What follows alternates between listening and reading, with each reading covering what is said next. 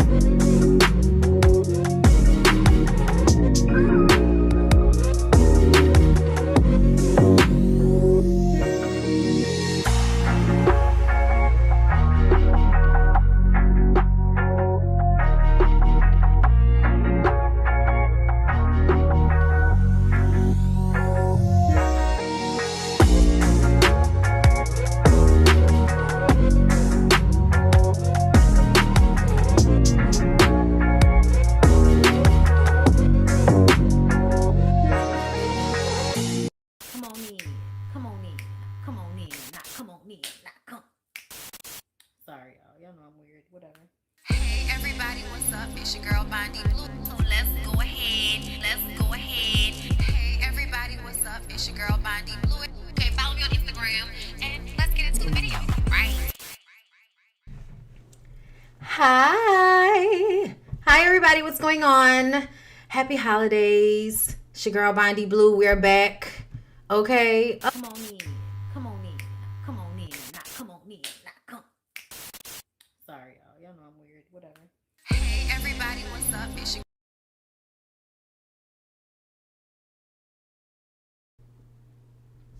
Okay, am I back? Okay. Yo, it's a whole situation, okay, with the new situation. Hi everybody. Happy holidays. I hope you guys are doing well. I'm doing amazing today. Okay, listen, I got some good news. And I'm feeling great. Okay, it's going good, girl. We didn't know what it was gonna give. We didn't know, but we're here and it's giving. Hi, everybody. I'm so glad to see you guys. We are here for Now That We're Grown Best Man. And listen, girl, I have watched the Best Man final chapters, and yes, I will be reviewing it. I just have to watch the last episode one more time, and I plan to come to y'all this week with that review. Okay, it'll probably maybe be a two-parter like I did Reasonable Doubt. That's another thing. If y'all have not seen my full season review of Reasonable Doubt, please check that out. Okay, there's a part 1 and a part 2. But yes, I cannot wait to get into Best Man, the original, the 1999. It's what you want, boy. It's what you need, boy. We about to give you more of what you looking for. Listen, girl, so many problematic themes all up and through here. But I just want everybody to know, based on character analysis, Bondy is Quentin is Bondy.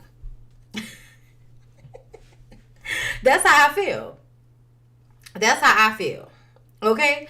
But let's go ahead and jump right into it. So the movie starts off with Harper. Okay. Do I need to explain to everybody who the characters are, or do we know what it is and we just here to hear the review and then get into the topics? Okay. Y'all know who everybody is. Let's not do this. If you don't know, look it up. Okay. Harper gets home. He's letting his girlfriend Robin borrow his kitchen. Robin is a chef. Okay. She got this man house in disarray, and Harp's a little uptight. So he walks in and he starts fixing shit and putting things back the way they're supposed to go.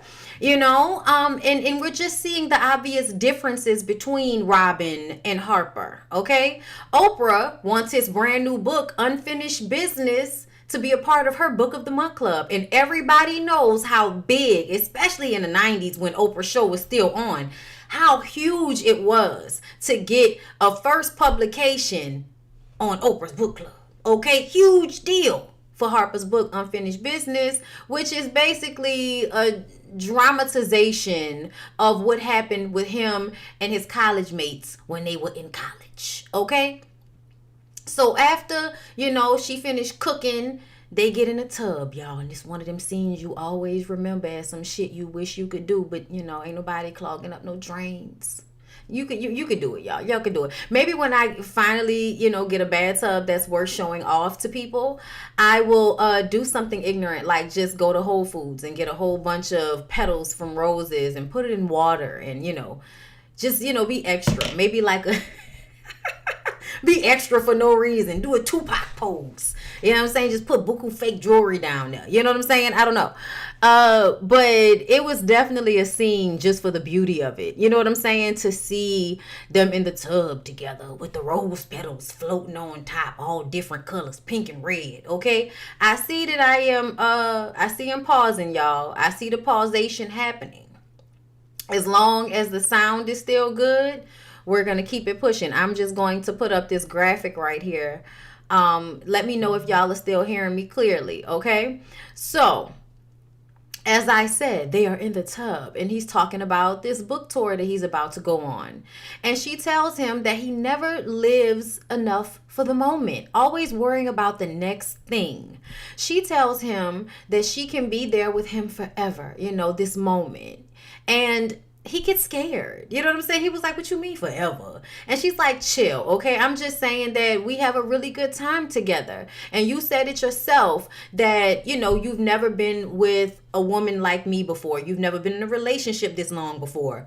So just admit it. We fit together. And y'all, now that I have seen the show, it brings the movie into such great perspective of what was actually happening in the moment versus what we thought was happening in the moment. And that's why doing The Best Man for Now That We're Grown at this point was amazing. And I'm so glad that the show came out that way I could do this, because I feel like there were certain things we definitely were not paying attention to. And this moment right here is one of them. Biggest issue in their relationship is that Harper doesn't know how to be in the moment. And Robin wants to force something that's not fitting. Y'all don't fit if you have to convince him that y'all fit. He should want to fit with you. It shouldn't be you telling him all of these things that, he said that makes it so that you guys fit. It felt like Robin was forcing this relationship.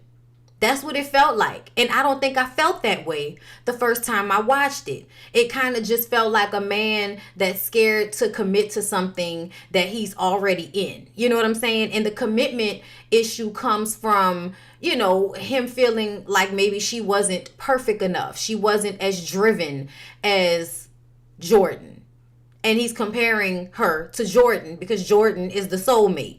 In essence, if Jordan is the soulmate, Robin shouldn't have ever married Harper. If there was always a woman that she was being compared to. And she knew she was being compared to Jordan because she read the book too.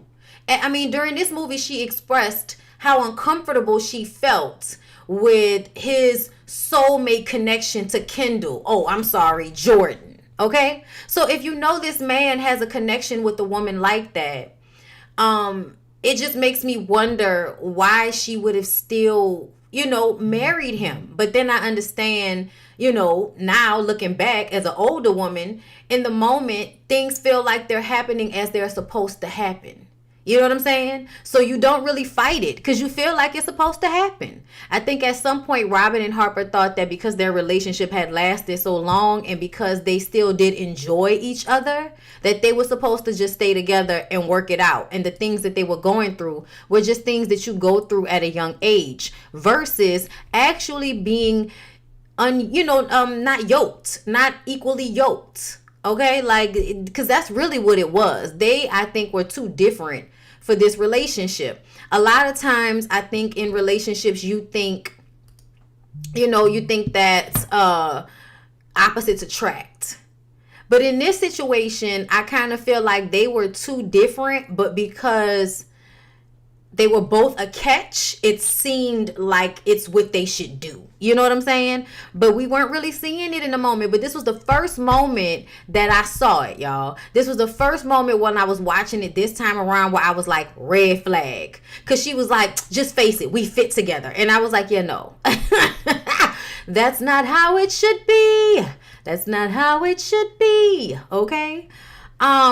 She says, you love me, don't you? Another thing that you shouldn't really have to ask somebody. You know what I mean? Like, when people love you. You shouldn't really have to ask that question.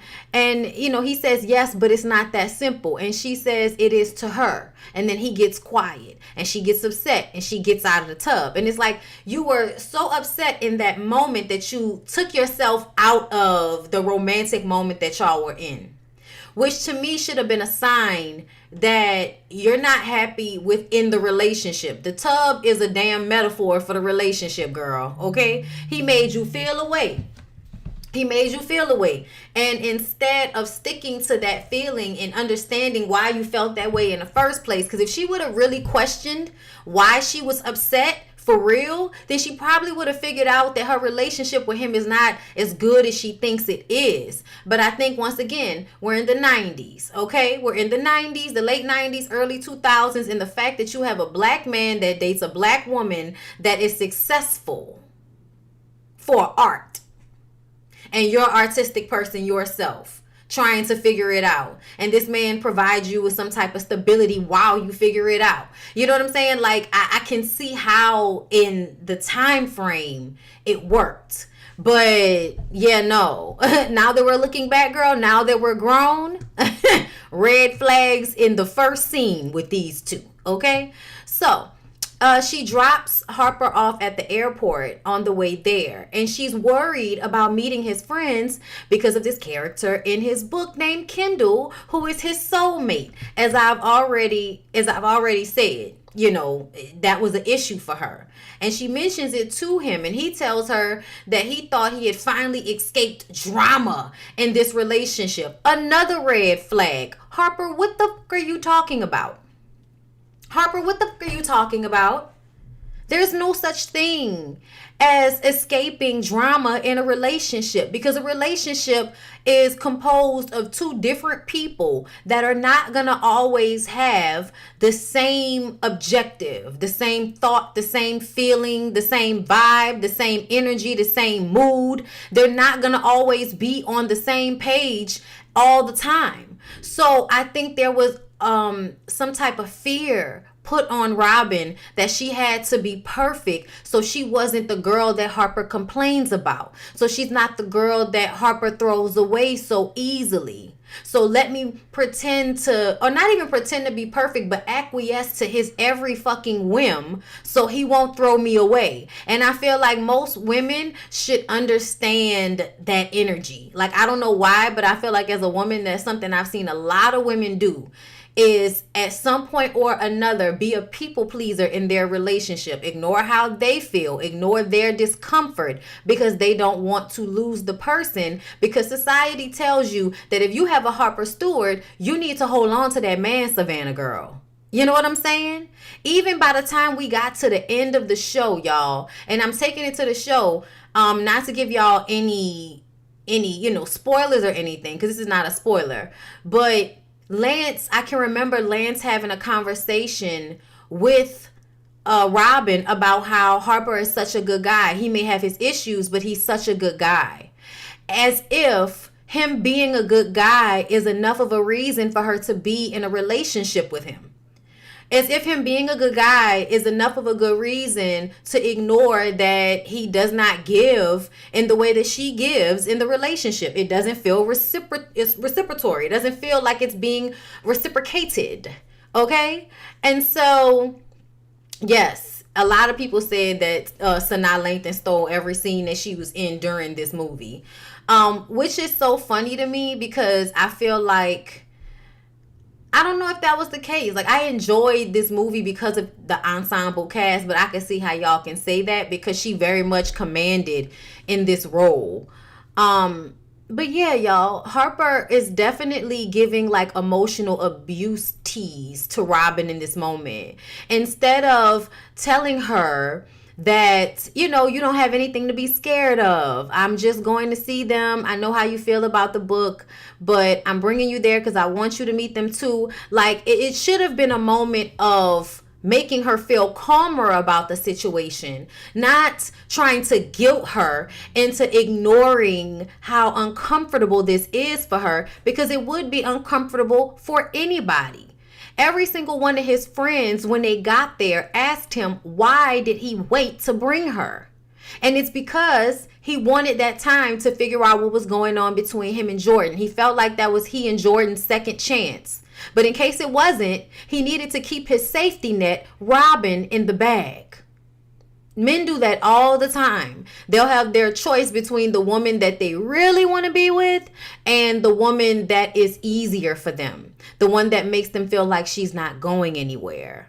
And they'll choose that woman because for them, it's more important to have somebody there waiting on you than to have somebody that actually excites you. Like, I've seen it before. So that's why I'm saying, like, that was definitely what he was doing in that moment. Okay? Right, what does a good guy mean at 42? I believe it's overused. He lacked in so many core areas as a person. Come on. Okay, listen. That was a good comment, girl. I had to read that.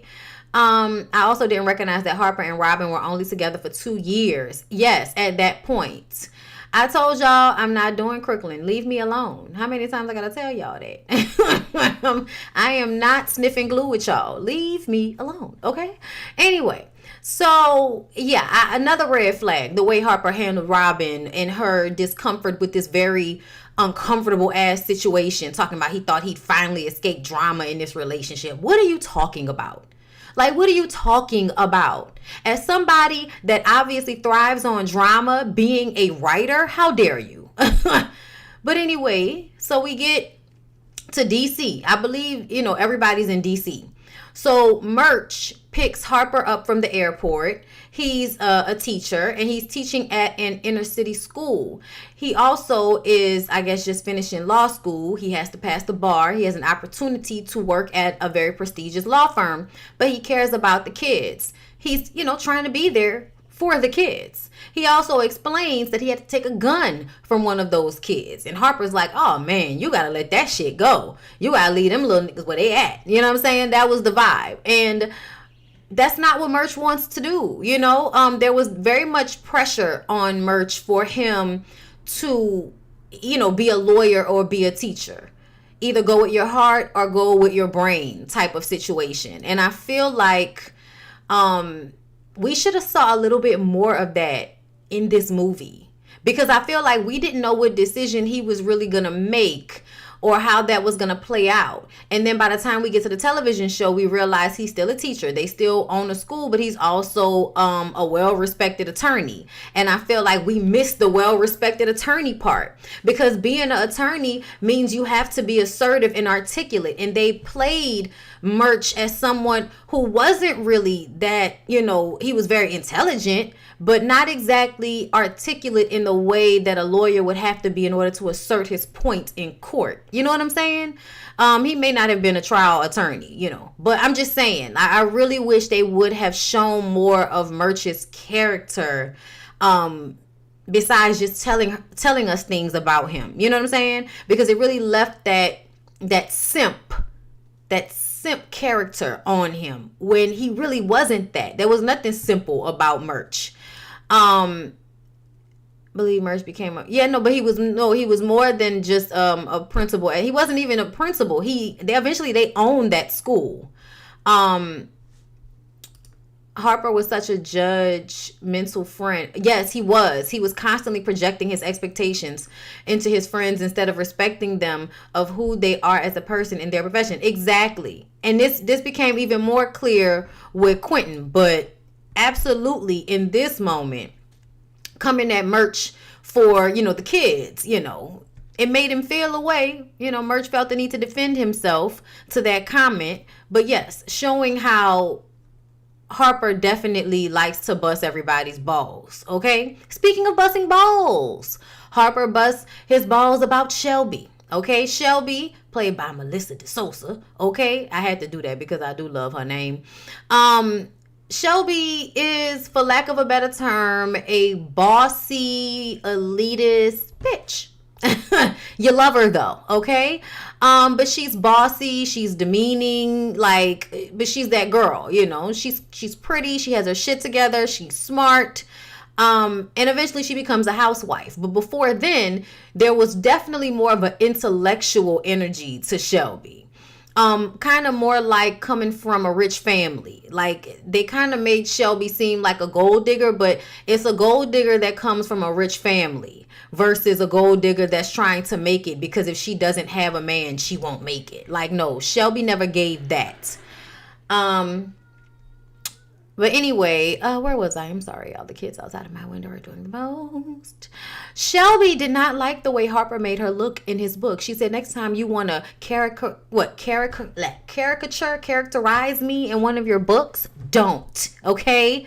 He asked how did everybody read the book? Because we find out that Murch read the book and he got it from Jordan. Jordan got an advanced copy because she works for NBC, I believe, or TMZ, BET. I think it was BET. I think she worked for BET at the time because they were talking about the Tavis Smiley show and Teen Summit. So yeah, I don't even know if they said it, but Jordan works for BET, okay?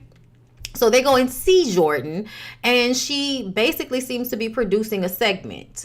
Murch gets him to tell, Murch gets Harp to tell him about the one time that he and Jordan almost hooked up in college. And we remember this scene, y'all. This is everybody's favorite scene because they're, studying, they fall asleep, they're tired, and then Harper puts on Stevie Wonder.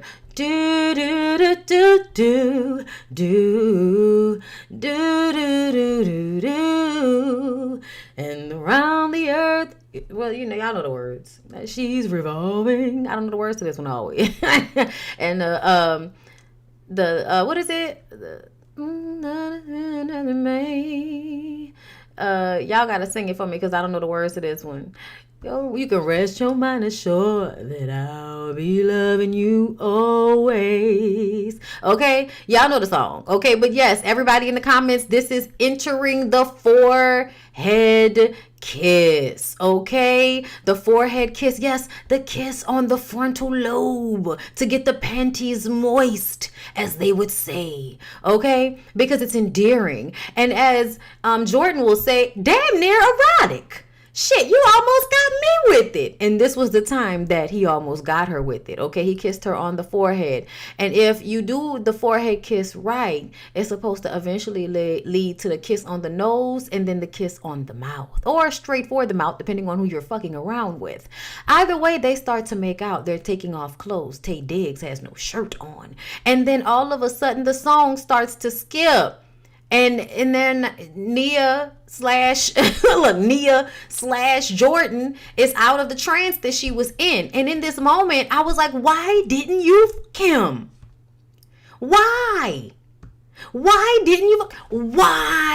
didn't she him? I would, for what? What are we knocking for? We're in college. Him. Like, oh my God. But do you know why? I think that, and this is what I'm supposing, the reason why Jordan did not have sex with him is because she knew that her life would be about him. Having sex with somebody that you are that close to as a friend, it's only going to get you caught up romantically, emotionally. And once she did that, she knew it was not going to be about Jordan and Jordan's career anymore. It was going to be about Harper and Jordan and then Jordan's career, especially because they were meeting each other at this moment of, growing and exploration. So what if what if he broke her heart? She might be able to get over it if it wasn't somebody that she depended on, the way she did. You know what I'm saying? Like, I feel like she absolutely depended on him in a way that she was not willing to lose if the sex part didn't work out. So I think when she stopped herself, it was because I can't fuck with Harper, because if I fuck with Harper, I'm going to fuck with Harper. I can't. I can't. I got to focus on me. And that was the decision that she made for herself. And honestly, looking back on it, I wish she had them, but then I also understand why she didn't. And I'm glad that she didn't, because I feel like Jordan needed to do everything that Jordan did for herself. You know what I'm saying? Eventually we get to her having to do the self-care thing. But the career is the beginning of choosing yourself over choosing to, be somebody's B character in their life. Because that's basically what a lot of, you play background to somebody at some point. If you get with a man, and especially for a lot of women, they feel like a man worth having, you're going to have to sit in his back seat at some point. And a lot of women don't want to sit in your back seat. A lot of women feel like, nigga, I am driving, and if you ain't gonna be a co-pilot, then I can't be in your car. And Harper is the type of man, I think, especially at that age and, in that era, that probably would have needed somebody more like Robin, which is why he chose Robin, because Robin would be at home waiting on him while he was out in the world.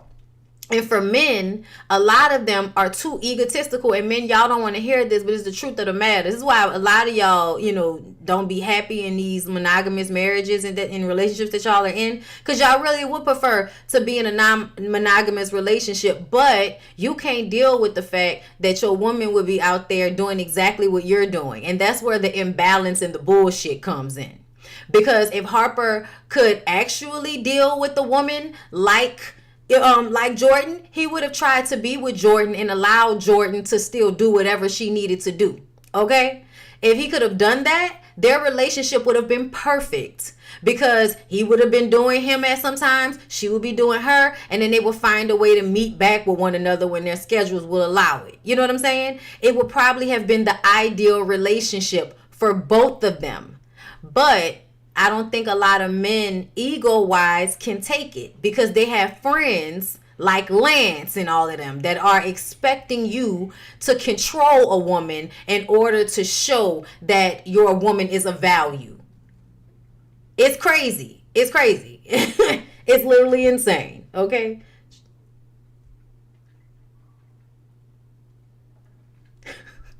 Y'all, this cute little kid outside on his tricycle, trying to get them pedals together, boy. Okay? But anyway, so Jordan, after we got the flashback, Jordan comes out. Well, first she went to go get herself together before she sees him. She's your boy, you got this. And her boss Anita is already out there introducing herself to Harper, because they want Harper to come on BT, do Teen Summit, do the Tavis Smiley show. Okay? Is it Tavis Smiley? Is it Tavis? I think that was. Girl, I can't forget. It was a long time ago. Jordan is nervous, doesn't want to hug Harper for too long. Oh, okay. Please get your dick away from my nether regions. Okay? Jordan is Mia and Lance's wedding planner. Okay, so both of their families are calling her every 5 minutes about something that she don't even need to be involved in, like the cousins wanting her to hook them up with guys and shit. And so she made the mistake of hooking up some of Mia's cousins with Quentin, and now the poor girls is calling and crying over the nigga. You a charming motherfucker. Okay, listen, hearing Nia Long curse is hilarious to me. I'm just saying. She hits her R's so hard. Okay, that's that California shit. But then she mentions to Harper that Quentin also has the book. Entering Quentin, okay? Quentin Spivey.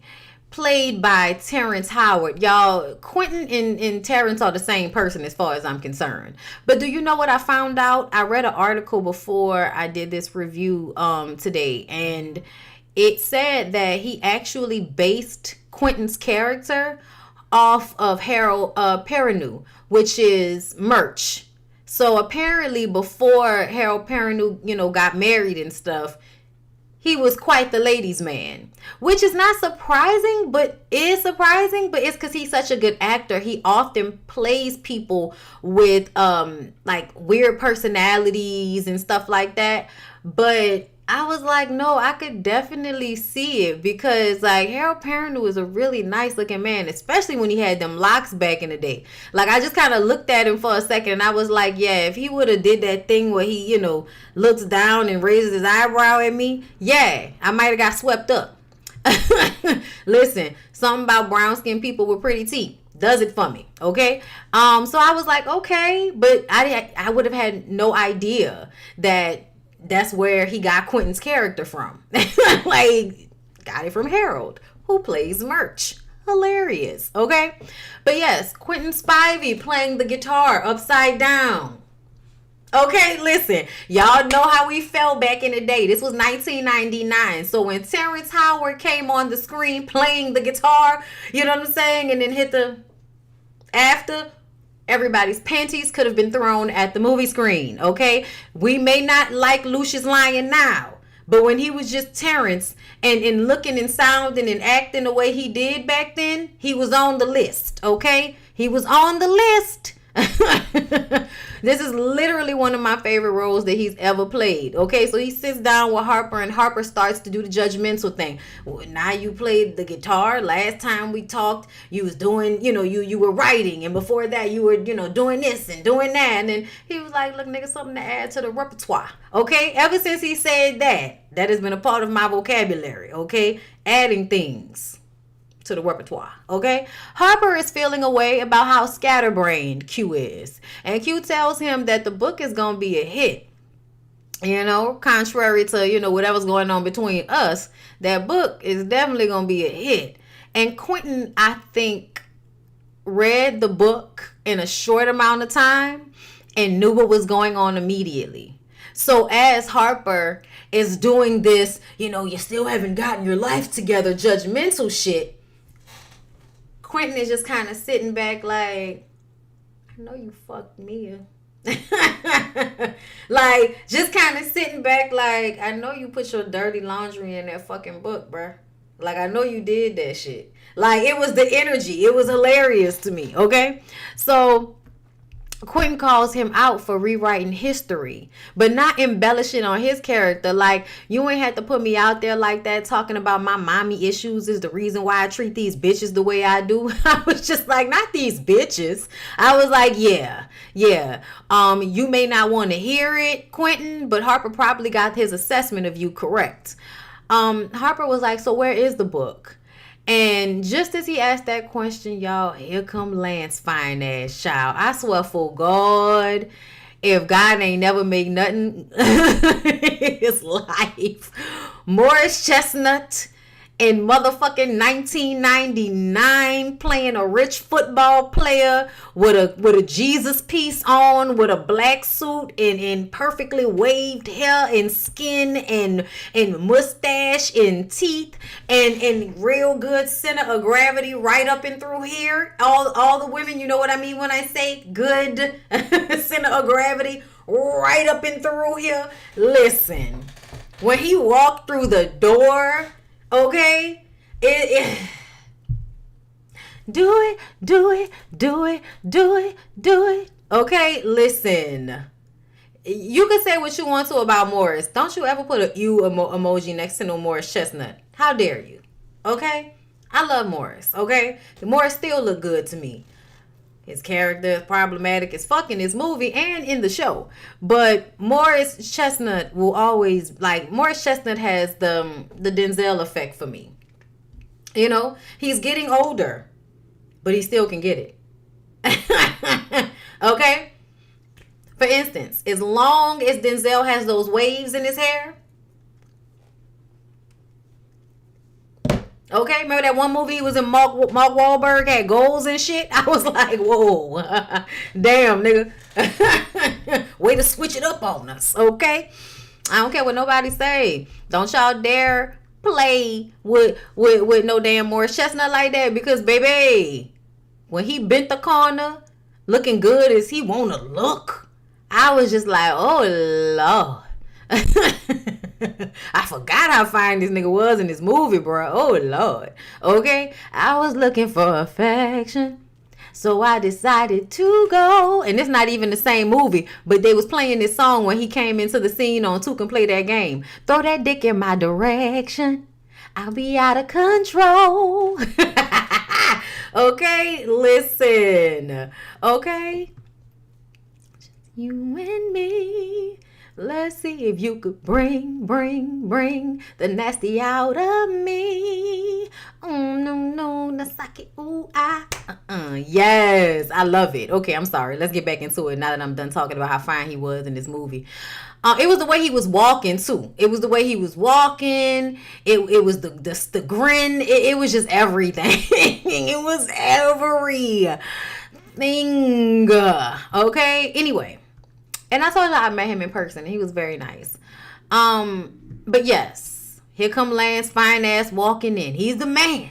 Okay, he's a number one draft pick, I think, at this point. Signed $1 million contract to play for a big team. Okay, got that paper, got that Skrilla. About to get married to his college sweetheart, who he describes as his little angel. Oh, we gonna get into it, y'all. There's some things we must discuss, okay? And then here comes Shelby hating ass, okay? She calls Harper Langston Snooze. I said not Richard Wrong and Langston Snooze. Okay, y'all better stop playing. Shelby was sharp, bitch. Okay, a dumb bitch don't know those reading references. Okay, okay. She said she heard about the book and she didn't like the way he characterized her. Okay, she wants Julian to bring her to Saks to go shopping. It'll only take a few hours, Julian. Come on, bring me. And he was like, well, I told you I was supposed to be hanging with the fellas. And she was like, do I really mean this? Like, do you really love me, Julian? Like, I forgot what the line was, but it was definitely like, if you love me, you won't let me go by myself. Child. Manipulative as fuck. Everybody looking at Merch like, don't bitch up, Merch. And Merch, oh, Shelby. You know, he bitched up. He's a man after his own heart, okay? So as he walks off, Shelby turns around and looks at everybody like, bitches, and walk off. Shelby was too dramatic. Yes, she was. Okay. I love Harold Perrineau, but he gave a simp in the movie. Let me tell y'all something. I understand what you mean by this, because I feel like essentially nobody wants to be with a man that can be ran over. But I also feel like I don't like that word simp. I don't like that shit. Because I feel like a lot of times when they say a man is a simp, they're really speaking on him being like respectable. Him having care with the way he handles women. Like, nobody should be a pushover. Women shouldn't be a pushover either. But y'all celebrate that dumb shit every day. Oh, look at her taking the cheat nigga back. Protect her at all cost. You know what I'm saying? But as soon as a woman, you know, shows up in the world as problematic, everybody feel like she shouldn't have a man. But a nigga can be as problematic as fuck, and everybody feel like, you know, stick beside him. Fuck. So I don't really like that word, y'all. I really don't like that word, because I feel like a lot of times that just means, you know, don't be a dog ass nigga. Well, you know what I mean. Like the way they talk about Russell Wilson. I don't like that shit. But yeah, y'all. But I do understand what y'all mean about Merch. He did have to nut up, okay? He did. But he also had to find somebody that he could be sweet like that with them. You know what I'm saying? Like, he had to find a woman who he could be sweet with. And once he did, he never had to worry about being emasculated in that way. You know what I'm saying? So I feel like it really just takes for people to have confidence in themselves. That's really what it's about. Okay, hold up, because I lost my notes. So let me go back. Um, Lance takes Harper and Jordan. They drop Jordan off. No, not yet. Lance takes Harper and Jordan to the house so that they can see the brand new house that they moving into, and so everybody can see Mia. And we, see Mia coming down the stairs, like an angel in slow mo, and her white smiling.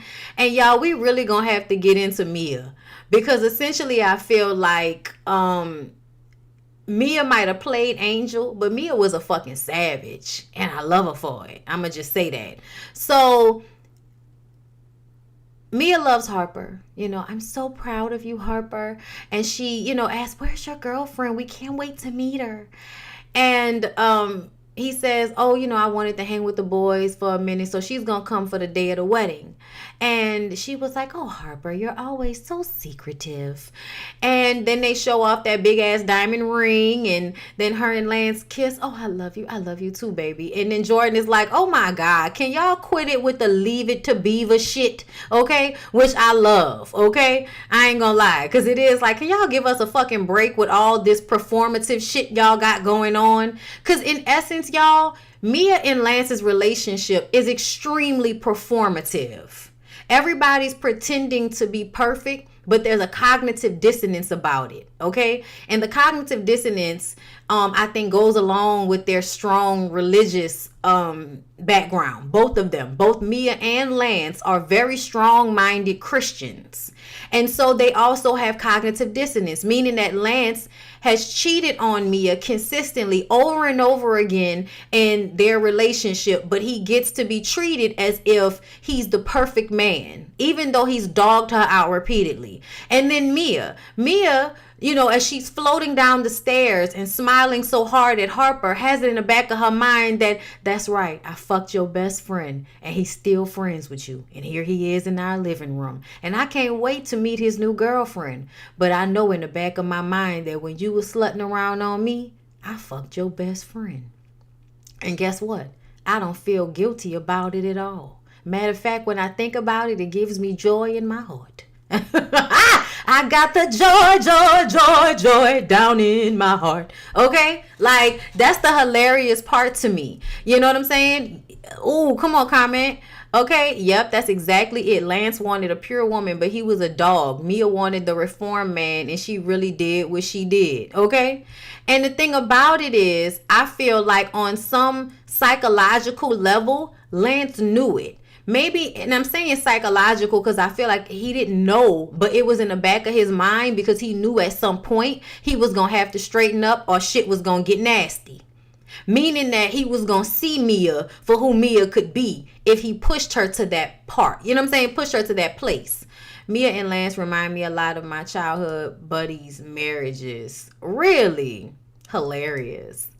Yep, Lance is a hypocrite wanting a virgin while still fucking around. And I really do feel like they glazed over his cheating. They glazed over it, y'all. In the movie, by the time we got to Best Man Holiday, the image of Lance for who he was in this movie was completely erased.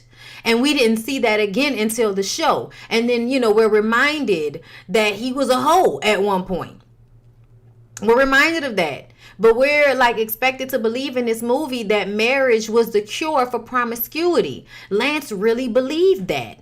And I think that's where Lance's, cognitive dissonance and delusion came into play. Because I feel like in real life, there's no way that Lance would have stayed faithful the entire marriage just because they got married. Like, not realistic at all. And I think that if Mia had not gotten sick and passed away, it probably would have showed through. Because if you paid attention, it seemed like Mia sped out them kids and didn't even have enough time before she was sick and passing away. And that's not a spoiler. Y'all seen Best Man Holiday. Okay? But yeah. Hold on, let me see. Can I come on camera? I'm trying to see if I can come on camera now. Okay. But yes, back to it. Leave it to Beaver bullshit for sure, because what their relationship consists of is not what it shows. So we get this flashback to college when Mia was introduced to Lance by Harper. Lance was a hoe, and Mia is a smart, good girl who works at the paper with Harper. They both, she's very intelligent. She walks up, Harper with this, and this. And then, Lance is like, introduce me, man, introduce me. And Lance just finished telling Harper about all of these women he just finished sleeping with, all of his sexual escapades. And she walks up, good girl with the bun and a turtleneck, on her job, on her business, and he wants to be introduced. And Harper didn't really know, man, Mia's a good girl. Come on, man. So he introduces her. And he was like, so you see me play? Because she was like, oh, you look bigger on TV. Already playing mind games with him. Mia was already playing mind games. Mia knew exactly who the fuck Lance Sullivan was. Not only do you watch football, you go to the same school with him, and you are a follower of football to the point that you know how to give him critique on his game. Okay, she was like, you really need to be a little bit easier on your knees. You're not going to be able to make it through the full season if you keep playing hard like that on your knees. Like when she killed him with that shit. So I'm a good girl. I look perfect to you. I'm pretending like I don't know you. So I'm not a gold digger and I'm not thirsty. And on top of that, I know your game. I know the game that you love. She had him just like that. Because she's different than all of the other girls. She's playing a role. Mia is playing a role, y'all. Mia knew exactly who that nigga was as soon as she met him. But she was playing a role. And I didn't realize that at first. Yeah, that football critique got him. It really, really did. Savage, bougie, ratchet. Okay? Listen. I think that should let you know like how astute she was. You know what I'm saying? So I think she also knew that he was going to be a problem. Harper always blamed himself, felt responsible for her being hurt in the relationship, but she knew what she was getting herself into. And I think she knew she had to be the hurt girlfriend a lot in order to be the wife who he's now forever going to be on his knees apologetic to, because I remained and accepted him for all of this bullshit, even though I knew this is what he was going to give. Okay? Like, it's funny because she was much more astute than they gave her credit for in this movie. Harper tells Jordan that she could have asked for a copy of his book. And she says, why? You wouldn't have given it to me. She was like, listen, I want the exclusive, Harper. Don't even play yourself thinking that I'm that thirsty to find, to read your book, okay? This is just because your book is a hit, nigga. Save the sloppy seconds for Oprah, all right? And he was like, if it's really all of that, you know what I'm saying? Why you can't look me in my eye? And so she looks him in his eye. I love this moment. I love whenever Nia Long raises her eyebrow. And she asked him, she was like, Harper, why'd you really leave your girl at home? Because he's trying to make it seem like her being interested in the book was about him. So she's like, oh, okay, so we playing that game. We trying to call each other out right now. So you tell me why you didn't come down here with your girl. Inquiring minds want to know, nigga, why? And it's because he really wanted to try and see what was going to happen between them, but he wasn't ready to be honest about that. He wasn't ready to be honest about that. So she pulled his card on that one, okay? But he says to hang with the guys. And she was like, mm-hmm. And she goes inside, and then he goes back with Lance and Murch and Quentin, and they all play cards, right? Love this scene. One of the best scenes in the movie. Lets us know a lot about the characters. The guys play cards and talk shit. Quentin is calling Murch a punk-ass loser. So already we're peeping the way Murch is bullied in the friend group, right? Q is a hoe, but Harper is your serial monogamist who drops a woman as soon as she steps outside of his little boundary. It's giving uptight. It's giving emotional abuser. Okay? The type of man that doesn't realize he's the problem and will always put the fault at someone else's feet. Okay? We saw him do that to Jordan in this movie. We'll get to it. But he often does shit and then blames somebody else for it. But then is always the person to call everybody else out on how they're not being accountable. Murch says because none of them are Jordan. The reason why he never stays with any of those women is because they aren't Jordan. And he's always comparing all of the women to Jordan. Everyone but Merch apparently knew about Jordan and Harper kissing in college. Yeah, everybody say that Merch couldn't. Merch can't keep no secret, child. And Harp said that he's good with Robin. Their relationship has been drama free for 2 years. Okay. And I'm just like, the fact that the only reason you like Robin is because it's drama free. Like, give me a fucking break. The fact that Mia was a cute brown girl in the 90s and still pulled a dark-skinned player in the 90s, nah, she was a beast. Absolutely. Absolutely. All right. Lance says that Jordan is too sassy and independent. And this is when we find out just how toxic Lance is, okay? Because Lance says this shit about Jordan. But when Mia passed away eventually, Jordan was the other mother. Jordan was the co-parent. She was the one who was also responsible for his children's well-being. So I think it's so funny that she ended up being the partner that he needed in his life, even though he categorized her as not needing a man and too sassy and independent. And I was like, what does it look like for a woman to need a man? Like, a woman has to be totally, destitute on the side of the fucking road, if not for the fact that you came and saved her in order for her to not be a lesbian? Like, what is going on? He said a woman like that don't need no man. She's one step from lesbian. And I often wonder, what do men think their value is to a woman? What do you think your value is to a woman? I think it's crazy because Merch called it out about how they only want to have relationships with women who financially need them, and they disparage women who don't. But then they talk bad about gold diggers. Like Merch says, but you always dogging women for being gold diggers, but you can't take an educated sister who makes more money than you? No. Lance said no. I can't take that. No. And I'm like, well, I'm glad you're being honest, but that's so crazy.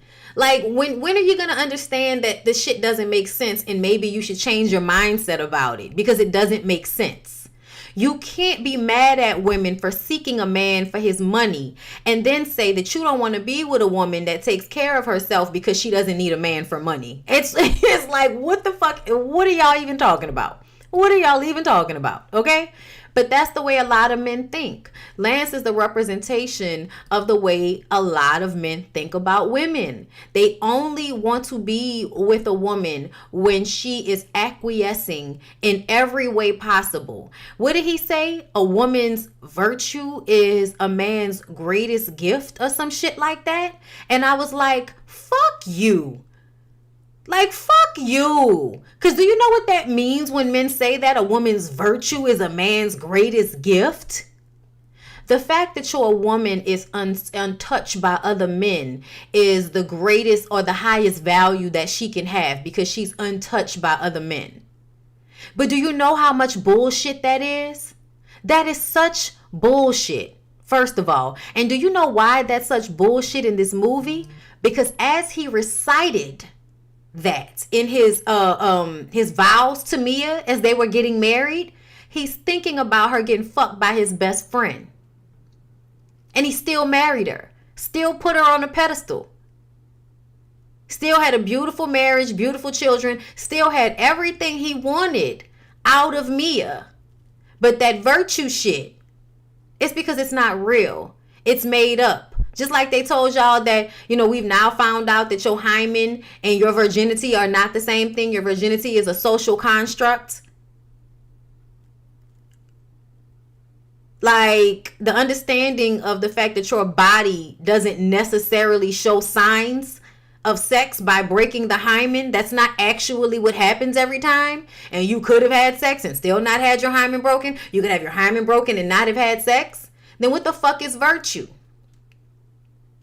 In men's minds, virtue is a woman being untouched by other men as much as possible. A woman not having a lot of numbers. Meanwhile, he's allowed to dip his thing in any and everybody and shoot off whatever he's received from any and everybody into you. But somehow, if you've had half as many, partners as he has, you now have no value. It's crazy. It's really, really crazy. I'm just saying, because that virtue thing, that's what he meant by that. That's why Mia coming off like a fucking angel and being perfect. Like, she had to be perfect in his eyes in order for her to be worthy of being his wife. And that is so unrealistic and so unfair, because he wasn't perfect at all. And a part of the perfection that he saw in her was the fact that she was able to live with his imperfections and still love him. That's one of the things he valued in her.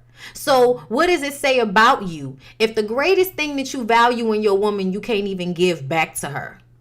What does that say? Probably that you're undeserving of receiving it if you can't give it back to her. That's why he had to forgive her for cheating. Not even really cheating, but fucking Harper. He had to forgive her. He had to. I'm just saying, like, it just makes sense because of the cognitive dissonance thing that they have. If you can ignore the truth of a matter because of the picture that it paints, then you're going to have to continue to ignore the truth of a matter for the picture that it paints. You see what I'm saying?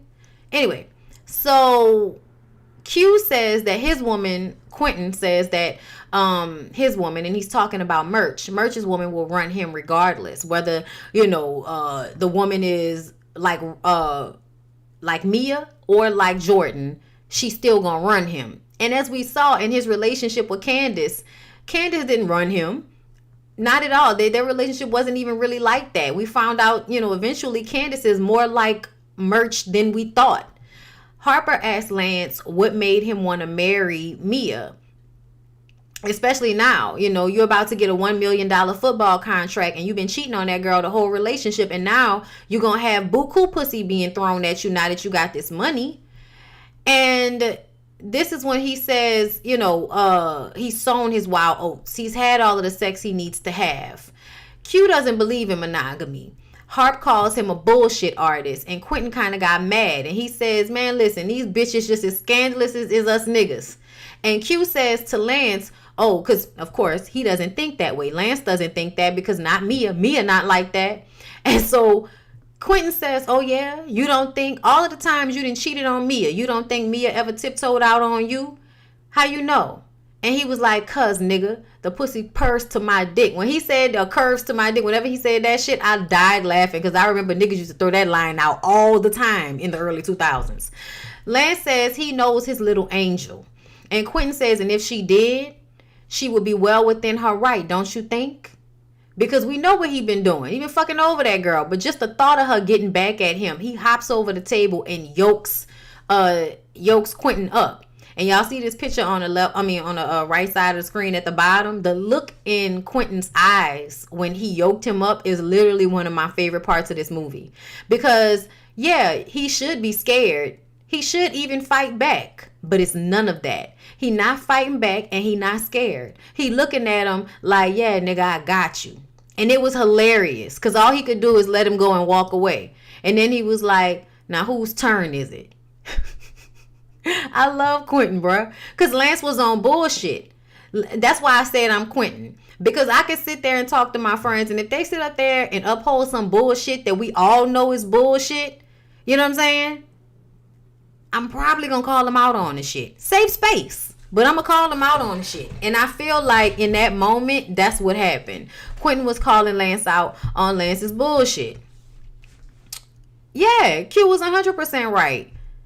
Wait, people really think that a woman is a V will be molded around the man's P? Child, listen, they really used to say that, child, and mean it with their chest. Quentin wasn't scared because he pulled Lance's cars while checking Harper at the same time. He was showing Harper exactly how Lance will react. That's a good point. That's a good point. Q must be related to the DeBarges. Okay? Yeah, Q was pressing everybody's buttons, and that's what I loved about him. Okay? So, hold up. Let me go back to my notes. Harper finds his book, but before he can actually get to the book, Lance comes in and takes it out of his hands, and he tells him how blessed he is. And Harper, well, I can't wait to read the book. Do you know how blessed you are? And, Harper doesn't like the God talk. Seems like Harper might be an atheist, and Lance is extremely religious. It's another thing in this movie that I thought was very interesting as time changes, how the viewpoint changes. Not of the people, in the movie, but of the audience. So in the late 90s, everybody was still going to church all the time. People were still, I believe, in some ways blinded to the way churches were. Now we in 2022, entering 2023, I think it's far more black people that are waking up from religion in the way that it was at this time.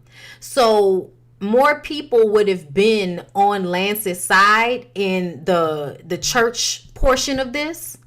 But now that we're older and we're looking at it now, I honestly understand why Harper feels the way he does. And when I watched this movie originally, we all thought that it was Harper's, master of the universe bullshit that made him an atheist. But really, it's looking at somebody that you feel like is full of shit. You know what I'm saying? Like, don't talk to me about God when I feel like essentially you full of shit. Like that's what I feel like was actually happening with this situation, as far as how they both saw religion. It's kind of how they see each other's personalities as well.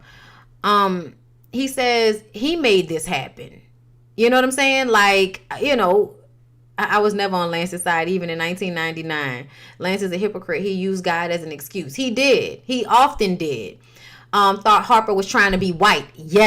Yes, that's another thing that I feel like a lot of us felt about Harper in this moment. Like, pushing yourself away from blackness would also be pushing yourself away from the church mentality.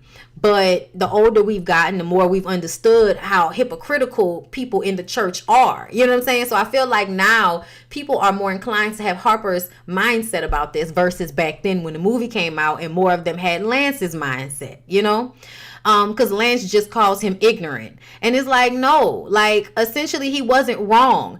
I myself have had that understanding at one point, or that angst. I don't like when people act as if everything you have good in your life is because God blessed you with it, instead of because you worked hard for it. You know what I'm saying? And that's not to say that you don't have God on your side or you don't have God working in your favor, but we all know that you don't get what you want just because, you are faithful to God. You know what I'm saying? People don't wake up from the dead or not die, or you don't get the job just because you want it to happen and you said God's going to make it happen. That's not how any of this works. You know what I'm saying? So a lot of times I think in church, people take their own power out of their accomplishments and insert God into it in a way that is unhealthy. Not to say that God does not aid, but yes, faith without work. And there's a mindset to that where people think that whenever something happens, it's God's grace versus hard work. And I think as I get older, I understand how people feel. Like, no, it wasn't just because I prayed about it, motherfucker. Like, I worked real hard for this shit. I did this shit when I didn't feel like it. I did this shit when I was tired. I did this shit when I was sick. I did this shit when I didn't have a clue what was going to happen with it. And I kept doing it anyway. And yeah, that definitely, I feel like it's God pushing you, giving you the strength. Sure. But the way we talk about things, the way we communicate is important. And to take all of your power out of why you succeed in life is counterproductive. It's counterproductive because that attitude, I think, also takes accountability away from you when you make mistakes. You know what I'm saying? It does both. If you're going to give God all the glory when you accomplish something, also when you do something wrong, it's not your fault exactly. The devil made me do it. You know what I'm saying? Like there's a mindset to that. Faith without work is dead. Absolutely. I saw somebody just dislike it. That's so funny. I know y'all be real upset about the church talk. And you can be upset. That's fine. I don't care. I feel the way I feel about it. everything isn't because God, just dropped it in your lap. Like, that doesn't even make sense based on the Bible, and that doesn't make sense based on life. You have to work at things, and you can give God thanks and praise without taking your own efforts out of how you got there. Period. So that's just where I'm at with it. But anyway, I think their conversation is absolutely it's absolutely prevalent. Some people are ready for the true Bondy is the fifth dimension mindset. And that's why I gotta keep, I gotta keep inching towards it. It's tough because I know how people feel. They get so antsy or defensive or anxious when you say things that go outside of their religious wheelhouse. But sometimes if they would just listen and understand, they would understand it's not as far outside of it as you think. You just understand it in the wrong way. And I'm sorry to say it like that, but that's how I feel. I feel like they taught it to you the wrong way, so you understand it the wrong way. Like, you think God is outside of yourself, and he's not. I believe we're our own gods, and we manifest things we want our life. The universe is the key. That's a little bit confusing to me as far as how you wrote it, but I feel like I understand exactly what you mean when you say that. And when you say you're your own God, people think it means that you believe you're higher than God. That's not what that means. It's not what that means at all. But you do understand. You tell your arms and your legs and your throat. You know what I'm saying? Like, you tell your body what to do, like God acts in this world, right? So you're your own God because you're in control of yourself. And a lot of people that don't believe that they're in control of their self, they allow life to happen to them versus being in control of your life the way you should be. It's a mindset. You know what I'm saying? It's not saying that there is no God. It's just saying that you have to understand it in a way that is helpful to you versus harmful to you. And if you're always putting God outside of yourself, that means you're always looking outside of yourself for the things that you should actually be looking internally for. That's all. But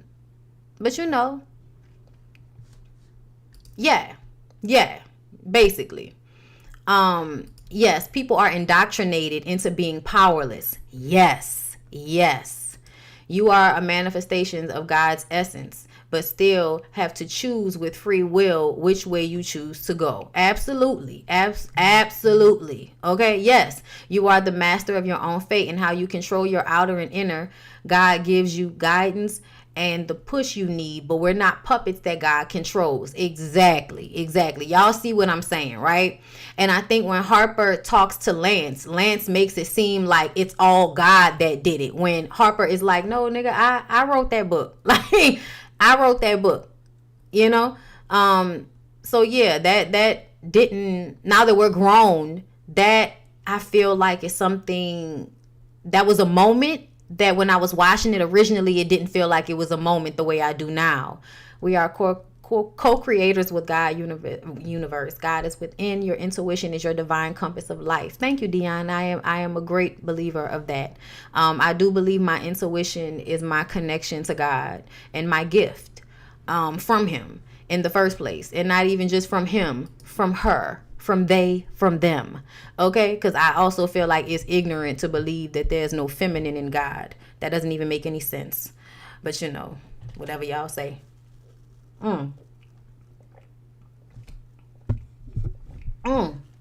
So after Lance finished giving Harper the God talk, Harper changes the subject.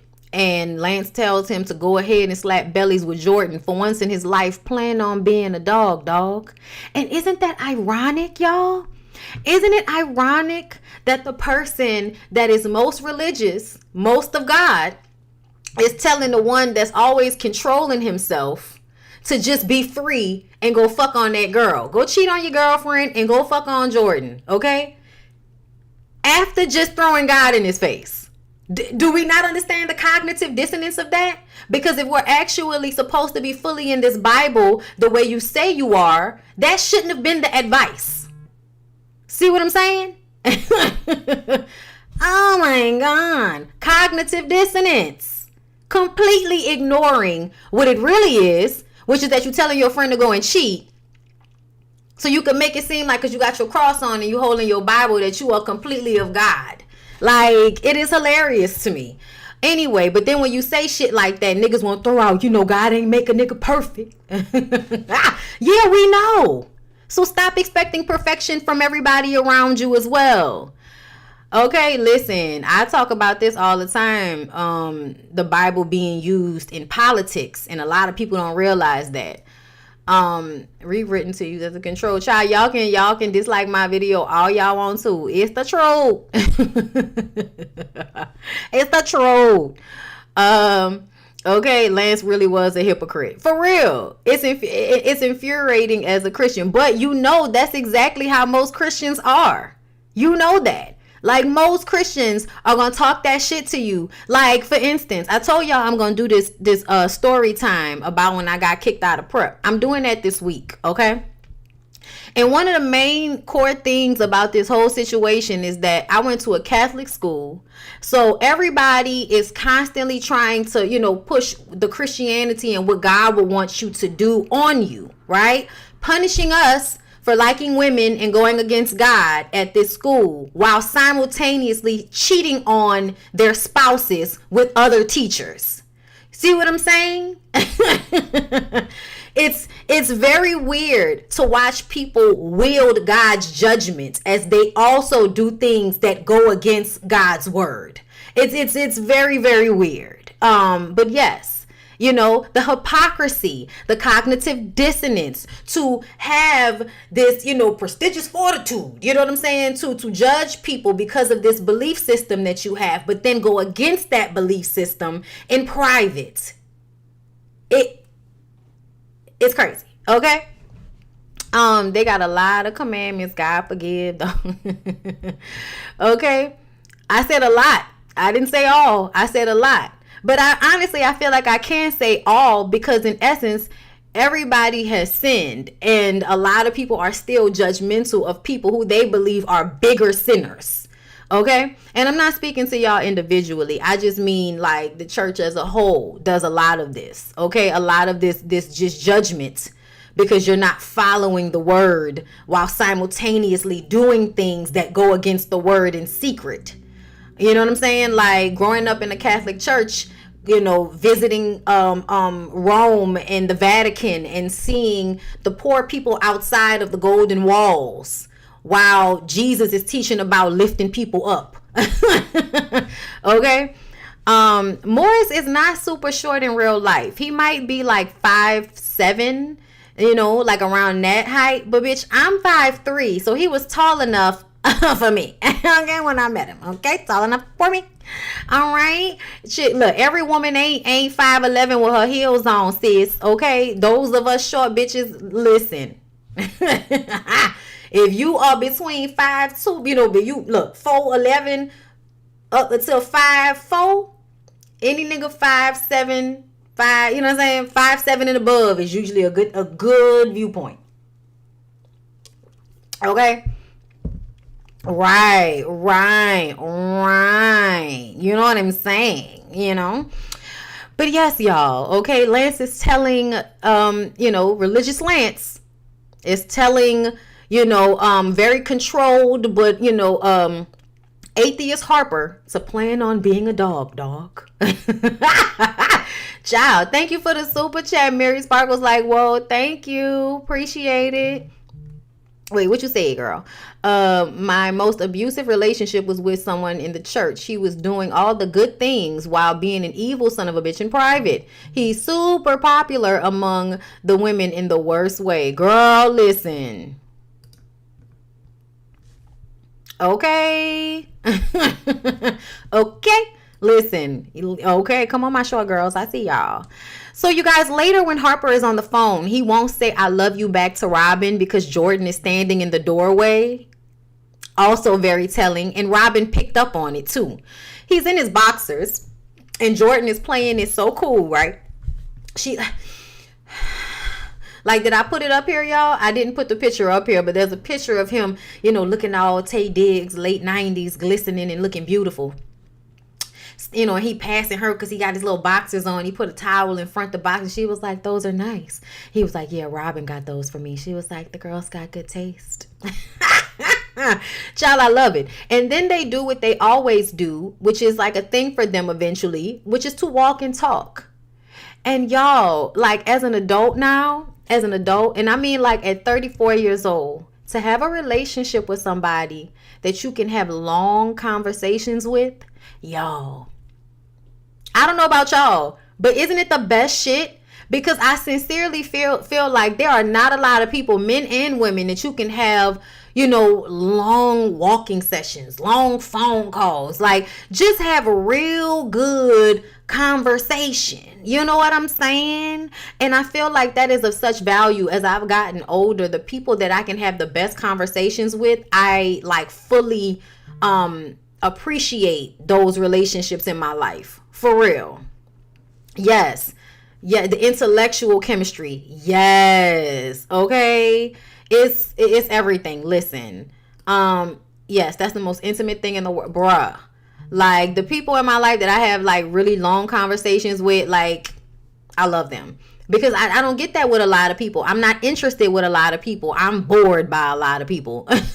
You know what I'm saying? Robin just collecting all the red flags, child. Ain't she? That was another sign. He can't tell you he love you because he in front of somebody. Come on now. You knew it was hood in that moment. You knew it was hood in that moment. Okay? But they go shopping for wedding gifts. Oh, wait, hold on. No, I don't want to skip that. So Jordan, first of all, he tells Jordan that she overworks, and she says he does the same thing. Okay, don't be judging me for the same shit that you do. So we see once again Harper and Jordan having that in common. She says Robin must be dumb or patient as hell to deal with him, and I'm like, it's a little bit of both. But she is getting that marriage itch, but he's not ready for marriage. They go shopping. They talk about Mia's cooking and how fantastic it is. And Harper has this moment where he is obviously remembering fucking Mia. Oh, that Mia, little girl. I love her. Little Mia. I was like, little Mia. And then Jordan looks at him and she sees the look. She sees it. And she says, oh my God, you scandalous dog. And he's like, what? She was like, I just figured it out. We switched places. I was trying to make it understand because Casey and Jackson would just lie in the bed all the time and talk the way we used to. But what? Kendall, it said, I'm Kendall, right? And it says Jackson sexes me crazy, but we never had sex. We just switched. So she realized, because in the book, Jackson, Harper, sleeps with Kendall. That's not what happened though. In real life, they character switched. Casey is Mia. So now she realizes he fucked Mia. The same thing Quentin figured out very quickly, but hasn't said it yet. She figured out in that moment when she saw him, you know, just having this fond memory of Mia. And y'all, can we talk about why they kept, and I know Mia is short, like Mia is petite and short, but they are constantly referring to Mia as if she's a child, and I don't like it. Mia is childlike in so many ways, and I feel like I wonder what that would have looked like as she got older if she had not gotten sick. Because to be childlike, let me name the ways that Mia was childlike. First of all, Mia's childlike because she's being completely taken care of by a man, her boyfriend, now fiance. Okay, that's the first thing. The second thing is her feigning, ignorance to everything. Like she's the only one in the whole movie that's oblivious to everything that's going on. Very childlike. Y'all remember at the end of the movie, they about to get married and Lance has decided he doesn't want to do it. And she's back there crying because she didn't know whether she should wear her pearls or her diamonds. Completely delusional and oblivious to the fact that Harper just got his ass beat last night. You may not be getting married. Lance found out you like, she has no idea about any of this. And I think that's incredible that she went from that bachelor night, the bachelor party, all the way up to the morning of the wedding, and she has not talked to her groom to be yet. And hasn't gotten scared or worried at all. Only worried about which earring she should have worn, y'all. Mia absolutely is childlike in this movie, and they characterize her in that manner. But I don't like that. It's something uncomfortable to me about the way the men kept referring to her as little Mia. And that's my angel, as if she was a child or something. You know what I'm saying? Lance would have cheated again had Mia not gotten sick. That's what I felt. I felt like she would have figured out that she lost herself, that her life was all for him and the kids. She would have gotten resentful. He would have cheated. You know what I'm saying? They might have made it back with a good pastor sit down. But ultimately, I feel like at some point, Mia was going to be a grown woman realizing that she was expected to act like some perfect fucking angel child. Like, what is this? Precious moments? Like, give me a break. Yeah, Mia was doing dirt and she knew it. She wasn't supposed to say anything about it, even to her bestie, because that's something that would have gotten out anyway. True. Okay, so let's continue on, y'all. She explains that they switch places. Casey is Mia and Jordan is Kendall. Jackson sex is Kendall crazy, but they never had sex. All Casey and Jackson do is sleep in the same bed like they used to all the time. Jordan tells Harper that he's sick, that he dedicated the book to Lance and Mia. She says, he better use his feet and run if Lance finds out. Because he was like, think about it, use your head. Why would I do that? Because you needed to purge. You felt guilty. And you thought if you veiled it, that people wouldn't pick it up. But these are the people that know y'all. This is y'all friend group. Y'all know each other. So they were absolutely going to pick up on it. And he knew it. So just as he thinks that Lance won't be reading the book, he goes to see Lance. Lance is reading the book. And he's actually enjoying it because, he's being called the Ebony Humper in the book for all of the, all the snatch he got throughout the years. And he was like, Q was right. It's a page turner like a motherfucker. And this reminds me that Quentin was the one that probably really impressed Lance to read the book. Flashback to Lance coming to Harper crying about his wayward dick and asking him to pray and read a Bible verse about, how to get over what happened with Mia, because Mia broke up with him after she found out that he cheated again. Okay, and so now he wants to cry and pray to God and ask for forgiveness, and he needs Harper to hold his hand and read the Bible verse. And I was just kind of like, I was like, okay. So the guys are hanging out, because we fast forward present day. The guys are hanging out, and Lance says that when Harper starts making big money from his book, he won't have to work for quality ass again. He won't even have to kiss them on the forehead, which is the panty dropper. So now everybody's realizing that Lance knows about that forehead kiss shit too. Okay? So when he gets to that part in the book, he absolutely is going to figure it out. He's getting all of this confirmation. Because Quentin was like, what happened with the forehead kiss? Quentin messy as fuck. Okay?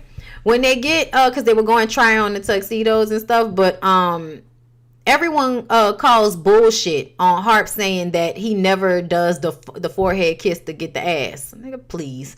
Jordan asked Mia about what happened with her and Harper. And Mia says, she was like, come on, girl, I don't kiss and tell. And Jordan was like, bitch, don't make me hurt you, okay? And then Mia says, it was sweet. It was endearing. It was everything that I needed and wanted, okay? She was just like a forehead kiss. She said it was as sweet and as endearing as a forehead kiss. It was everything I needed and wanted, and I will always love him for that. And y'all, that means that not only did she get the revenge that she needed, but the dick was fantastic. And energetically, it did what it needed to do without her getting caught. Energetically, It did what it was supposed to do. Because by the time we find them about to get married, Lance is no longer a hoe. Okay? So they go to try on tuxedos. And Harper asks Quentin about if he's thinking about working with his dad. His dad owns real estate. His dad wants him to come and work for him. But Quentin doesn't want to do the type of work that entails. You know, he's not interested. And Harper says, yeah, it's too much like a regular job, right? And he was like, look, motherfucker, you gonna keep playing with me. Don't judge me because you doing dirt just like everybody else. You about to fuck Jordan tonight. And he thought he was about to call him out on Mia, but he called him out about planning to fuck Jordan and cheating on Robin, okay? So he was like, you just ain't get caught in yours yet. Merch asked to use Quentin's phone to call Shelby. And Quentin was like, man, no, she don't need to know your every move, okay? And tonight you need to have some fun. Grab a little ass. Trust me. And Quentin was right. Merch did not need to be answering to Shelby the way he was. I don't think anybody needs to answer to anybody in a relationship the way he was, okay? At the church, Jordan asks if she can put a camera in the church to broadcast the ceremony, and Lance says no. Some things are sacred, like between a man and a woman, but you wouldn't know anything about that. Completely out of pocket, y'all. Completely out of pocket. But his distaste for the type of woman that Jordan is sometimes shows through. And that was one of those moments. And Mia coddles him. He walks off and Mia is like, come on now, don't be like that. Harper saw it, so Harper goes over and asks if Jordan was okay. Another thing that I noticed, why is it that nobody checked him for talking to her like that? It was completely unnecessary, and nobody checked him for talking to her like that. She just had to eat that shit. She's helping them. She's planning their wedding. Okay, it could have been out of pocket for her to ask that, but you didn't have to talk to her like that.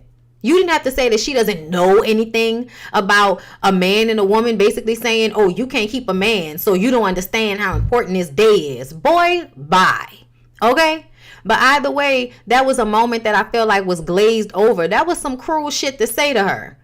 Anyway, so she says that she's fine.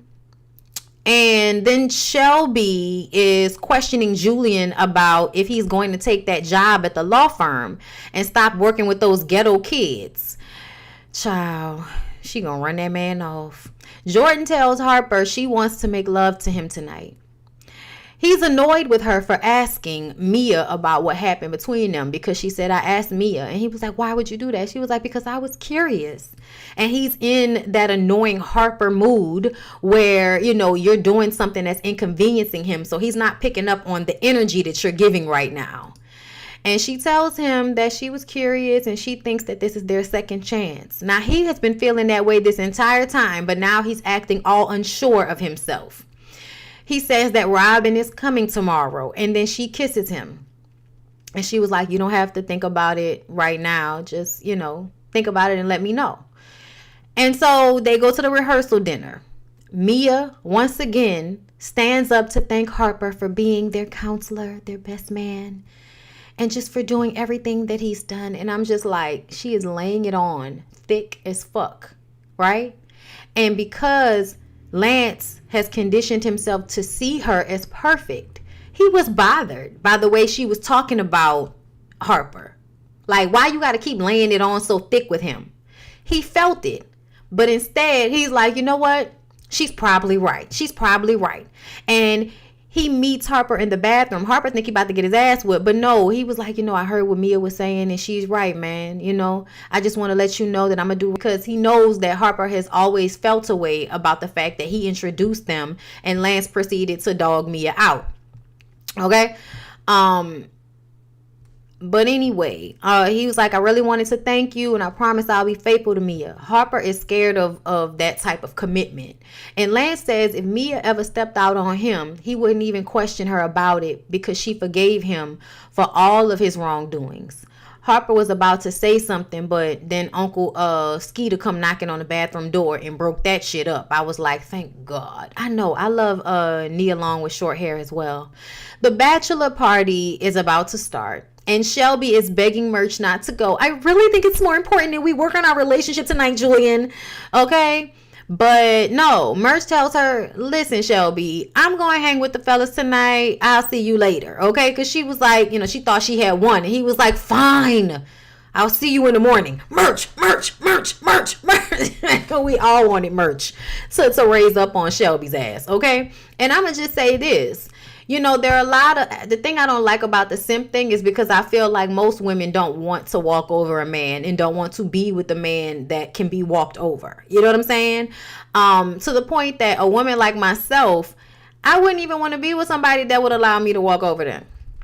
But that don't mean I want to be with somebody that's going to abuse me either. Y'all niggas need to find a happy medium. Okay? But yes, you all. Merch was like, not today, good girl. Not today. All right? Harper is trying to get that book back from Lance by any means necessary, child, but he can't seem to get his hands on it. The strippers get there. Merch gets swept up by Candace, y'all. Oh my God. I love Regina Hall in this role. This was her breakout role. And apparently they only chose her because the wife of Malcolm Lee's wife, y'all, Malcolm Lee is the producer, director, writer, whatever for the movie. Director for sure. He's also Spike Lee's cousin. Regina actually had never danced before, didn't know how to dance, didn't know how to strip, but one of the girls who she was in acting class with was a stripper. So she was like, just bend over and clap your ass, and then that's fine. And that's enough. So she did that, and they ended up giving her a call back because they were like, can you do anything else? And she was like, yes. And then she walked out. I was just like, hilarious. But she ended up getting that role. And y'all, I love me some Regina Hall. Okay. It is literally one of the most memorable moments in the movie. Okay. Especially when she comes out, something luscious and sugary. Give it up for Candy. Okay. And she walk out and it's like, Candy, I can feel it when you walk. Okay, she hit that bow. Even when you talk, it takes over me. It's like Candy. I wanna know, can you feel it too? Just like I do. Ooh. Okay, listen. Nah, I'm actually hot. Okay, get this started now. It's the same feeling I always seem to get around you. Hold me, daddy. Okay, listen. He was like, do you love me? She was like, yes, daddy. Candy loves you. Oh, I love it. I love it. She did it. Okay, she did that shit. But y'all know, after that, Merch Mind was gone. Quentin said, oh, man, I'm jealous. Now, during this moment, Lance noticed that Harper had that book in his pocket. He's not done reading it. And he noticed it's the second time you done tried to get that book away from him. So now he put that shit in his back pocket. And when the party was over, he went to the bathroom so he can read it. And he read it. Shit. Damn. Motherfucker. Ooh. Okay, listen, y'all. That was the song right there. Why are you sleeping with my woman? Why are you sleeping with my woman? Come as a surprise. I just can't believe my eyes. My best friend and my wife. Shit. Damn. Motherfucker. That was the shit, y'all. That damn Brown Sugar album was everything. Okay? Anyway, y'all, because I'm almost done, y'all. I know we've been on here for a minute. Okay? So Merch gets swept up by Candace. He felt like they had a connection, so he followed her out.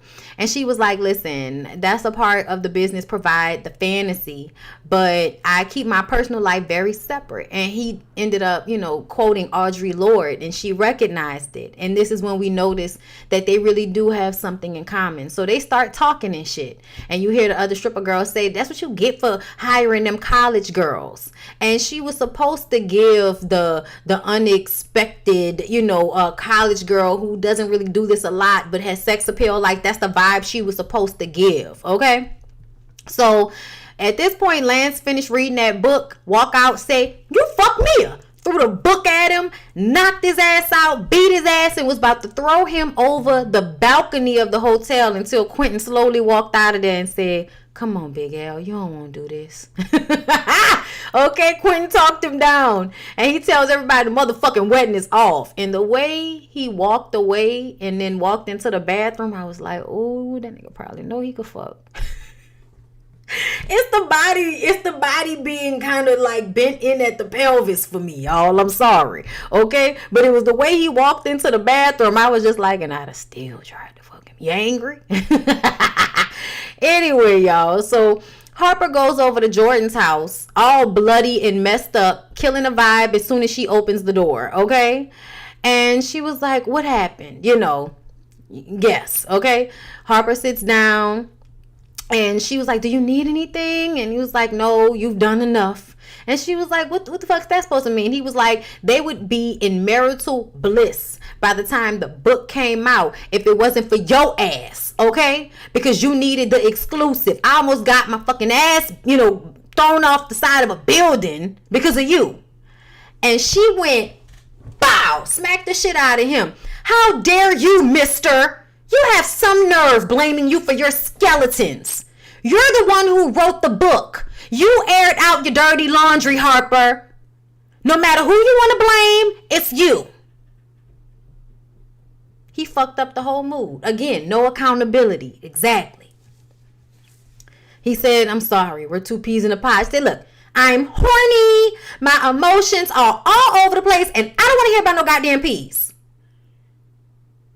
Fuck you. Good night." Goes to bed. When Robin gets to town, he tells Robin all of what happened, including him trying to fuck Jordan.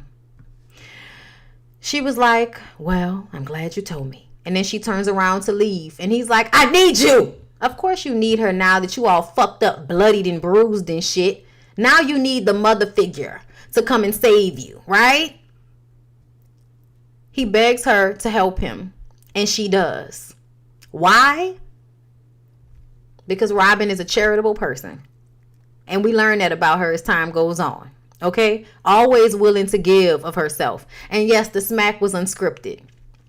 She was having a hard time and she just did it. And Tay felt like he wished somebody would have gave him a heads up. Okay? Okay? He wished somebody would have gave him a heads up before Nia slapped the shit out of him. Okay? But she says that she wants to see what's been holding him back from her all this time. And I'm like, so Robin, the fact that you understand that there's something being held back from you, why isn't that enough to move on? Why isn't that enough to move on? Oh yeah, Robin absolutely mothered him. Absolutely. So at the wedding, Shelby is waiting on Julian. And she was like, I totally forgive you for last night, okay? And, I'm going to make you suffer for it later. But right now you need to get inside and get ready for the wedding, okay? She was like, I thought that you should continue to suffer and think about how you put our relationship in jeopardy. And he says, Shelby, we're over, honey, okay? We're over. I do not want to be with you anymore. And then here comes Candace. Hi, Julian. Hi, Candace. Okay, it is definitely over between Julian and Shelby, bitch. It is now Julian and Candace, okay? So no one knows where Lance is, but he shows up in a taxi with the same clothes on from the night before. He's just there to tell his parents what's up, then he's out. I said, you full of shit. You knew you showed up because you was going to marry that girl anyway. That's why he showed up. Because if that was the case, he could have told everybody the wedding was off last night. He could have called his parents last night and said the wedding was off. But no, what did he do? He waited until this morning and then showed up at the church and ended up still getting married. But let me go blow by blow. So I just kind of feel like it was bullshit. He always intended to still marry her.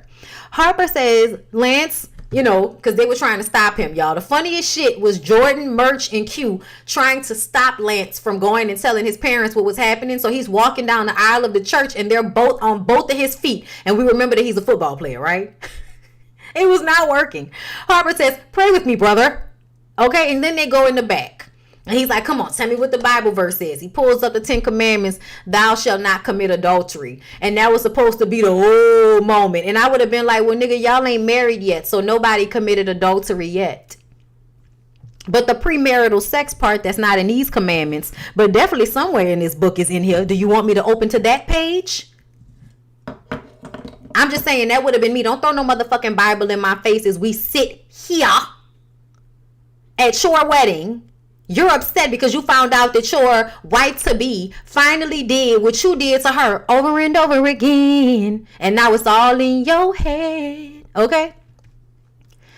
He tells Lance that Lance doesn't want the truth. He says the truth is Mia isn't perfect and you need to work on your football game, nigga. You ain't perfect either. And Mia is as close to perfect as you gonna get. Lance tells him that you can't control me, Harper, because you're not God. And it's like, that's the thing that y'all don't understand. Not believing in God does not mean that you think you're God. The only person that when somebody says we're our own gods, y'all, what that means is I'm in control of me.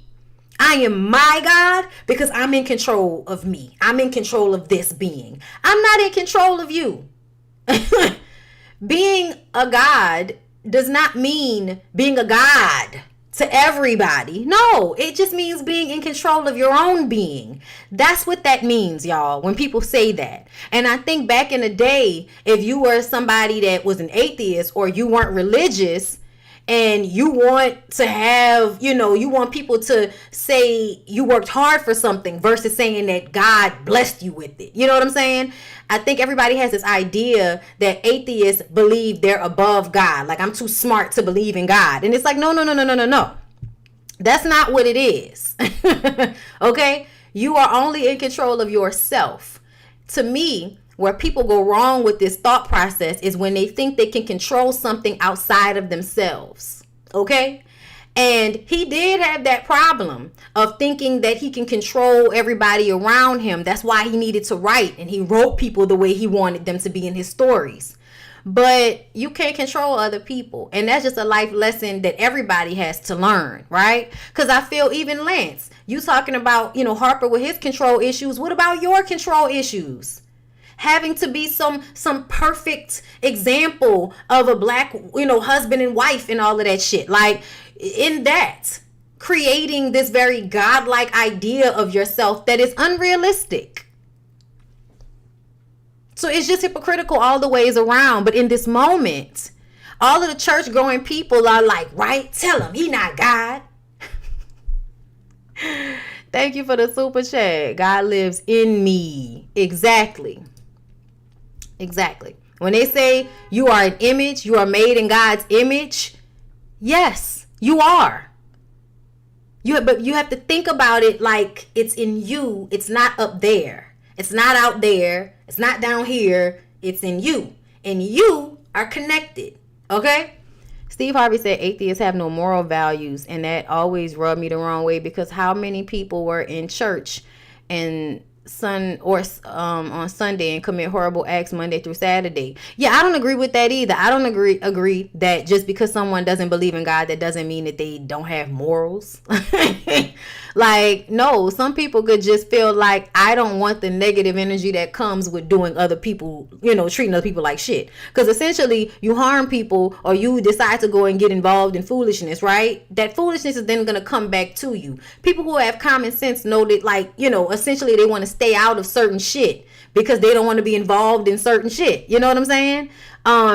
It's not just about, morals, like being an atheist doesn't mean I now feel like it's okay to kill somebody because I don't believe in God. I'm not an atheist. I just want everybody to know that. But I'm just saying, like, I don't think that's what it is. I don't think that is the mindset behind it at all. I just think that they don't see factual, like, evidence of something. And if they can't see factual evidence of something, they can't believe it like that. You know what I'm saying?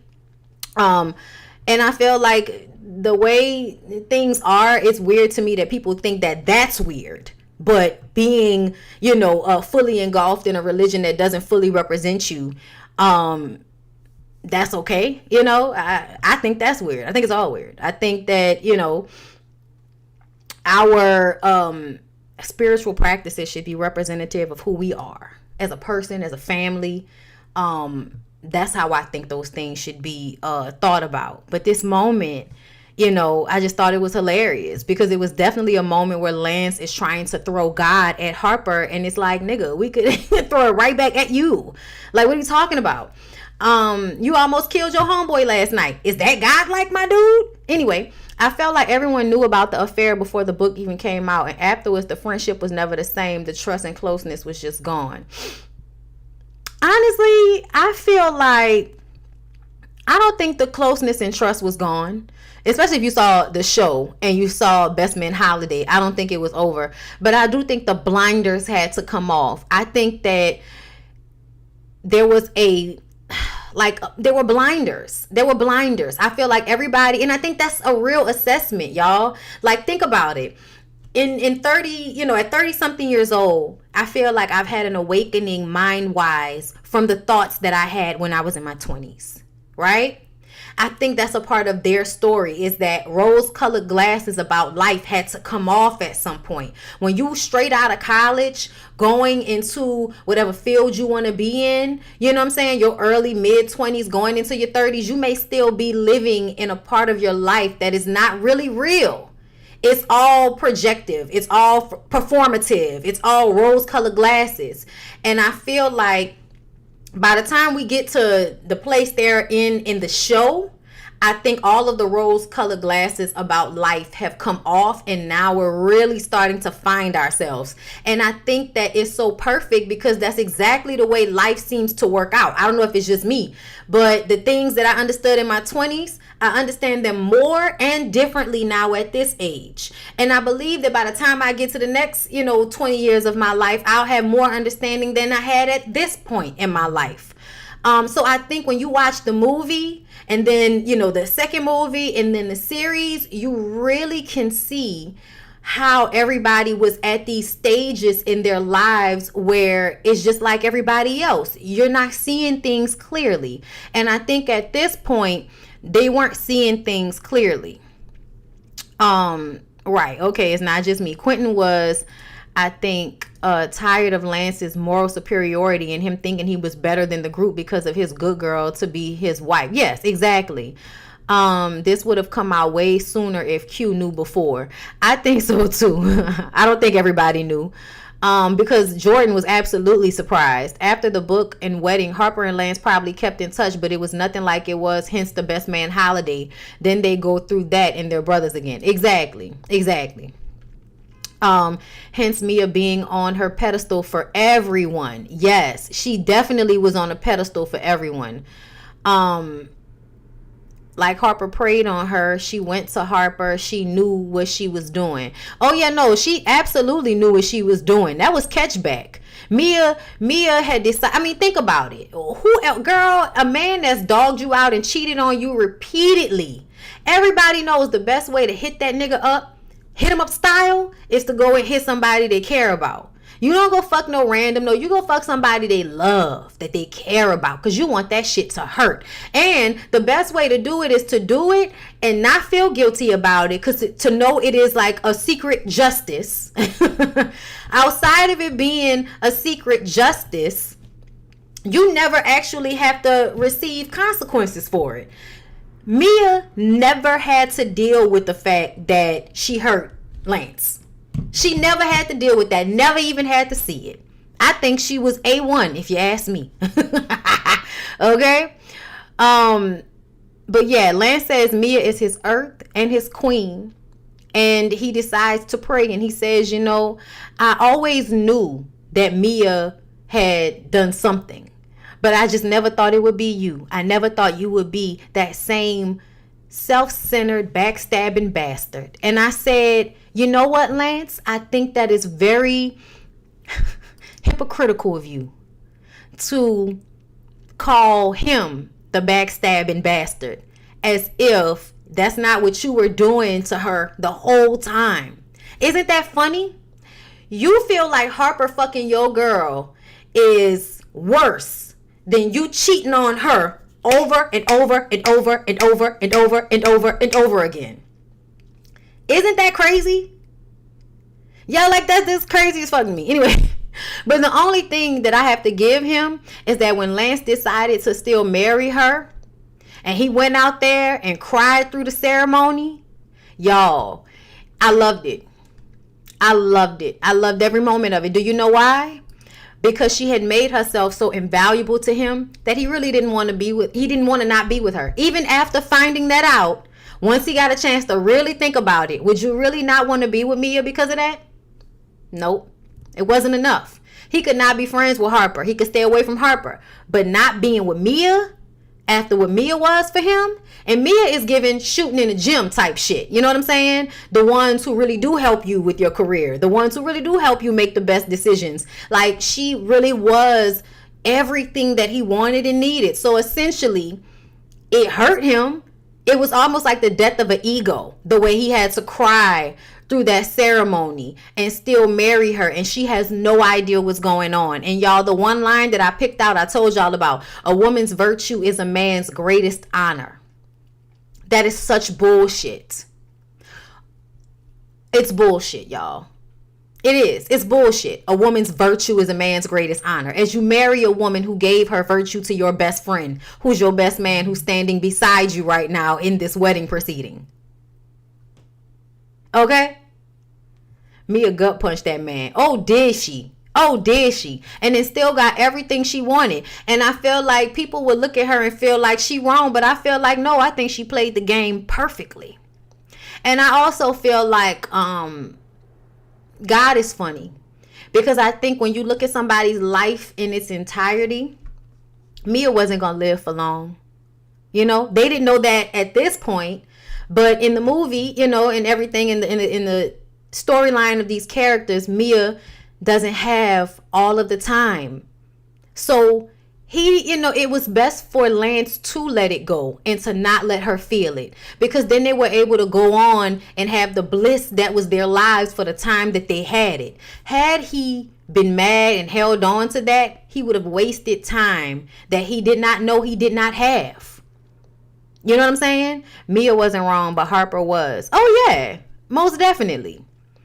Harper was wrong because that's your friend and you knew he loved her. So you shouldn't have been that nigga. Not at all.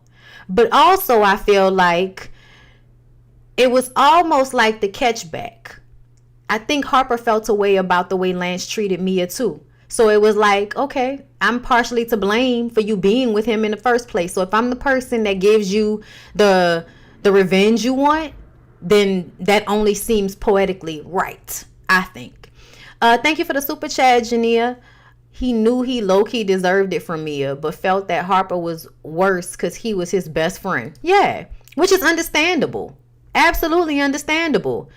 As if she has no value unless it's tied to him.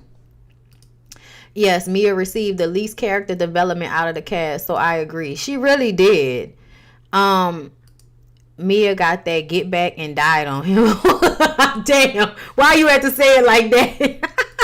Oh my God. Mia did what she was supposed to do. We didn't get to go too deep into it, but Lance did more to her besides cheating. So she got her revenge once and made sure it counted. Yes.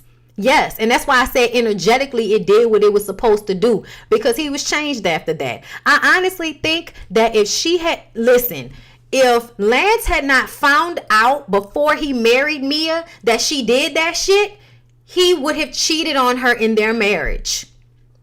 He would have cheated on her consistently in their marriage if she had not fucked Harper and he found out about it. Because I feel like that made him think, shit, if she'll fuck my homeboy when I'm in college cheating on her, I don't even want to see what it's going to look like if I dog her out during this marriage. So I think that made him handle her, you know, like somebody he was scared to lose, versus before when he felt like he can do whatever he wanted to do because she just wanted to be with a rich football player and she was going to stick around because she loved him and the pussy curved to his dick. So as soon as he figured out that, you know, somebody else could get that pussy to curve to their dick, then all of a sudden you treating people like they deserve to be treated. Okay? All of a sudden you can give her the respect she's been giving you now that you realize that your feelings can get hurt too. I would go as far as to say Mia was never meant to be a main character or a main member of the group. She always been a plot device, side character, never main, hence no character development. She's always been a catalyst of some sort. You know what I'm saying? I feel you on that. From Hey Faith is a substance. Thank you for the super chat. I always thought that Harper was low key jealous of Lance. It's that whole preach and Kokis from I forgot his how you pronounce that name, from Cooley High dynamic. Yes, that's exactly what it looks like. And Tay Diggs even looks like Glenn Turman. Y'all know I love me some Glenn Turman now, child. Okay, so y'all know wedding, cognitive dissonance. Okay, you picturing Harp fucking your old lady and marrying her at the same time? A lot. Harp does a speech. He was about to read it, but Quentin took the paper and said, nigga, do it from the heart. And he says that you have to let go of the past and walk out on faith. Focus on what you have built because it's worth preserving. So basically, what Harper was saying in his speech at the reception was forget about Jordan and focus on Robin, who represents the present. Jordan represented the past. So I think that was what made him feel like, you know what, for once, let me be in this moment with this person. But it was him doing what he always does, which is then going to the future on us. Like, why you couldn't just be in the relationship as y'all were? Why did you have to propose to her at their wedding? Because secretly you are competing. Because secretly you are competing. You don't want to say you are, but to me, when he stood up and proposed to Robin in front of everybody, it was to show to everybody else, look, y'all, I'm good now. I'm going to have mine too. I'm good now. You know what I'm saying? Like, that's what it was. It was, I'm not worrying about Jordan anymore. I'm letting Jordan go. And I'm letting go of, the past. I'm going to be in the present. But yes, no ring, no real thought behind it. Just something to do to prove something to the friend group. Okay? So even though I feel like Robin had the character development eventually, she's another one. And this is the thing. This is the theme, y'all. Think about it. The only person that had real character development, not even really, was Jordan. And Jordan didn't even really have it like that. But Jordan was a part of the male friend group, okay? Melissa DeSouza's character, she was not a part of the male friend group. She was fucking one of the males in the friend group. But she was not a part of the clique. Jordan was a part of the clique, and she still barely had any character development besides businesswoman, career, but still want the dick. You know what I'm saying? It was given, I have to make a choice between the two, right? So back then, I think that it was clear that they saw the women as, what I said, be characters in the men's lives. The women had to take a back seat because this is a story about the men. Right?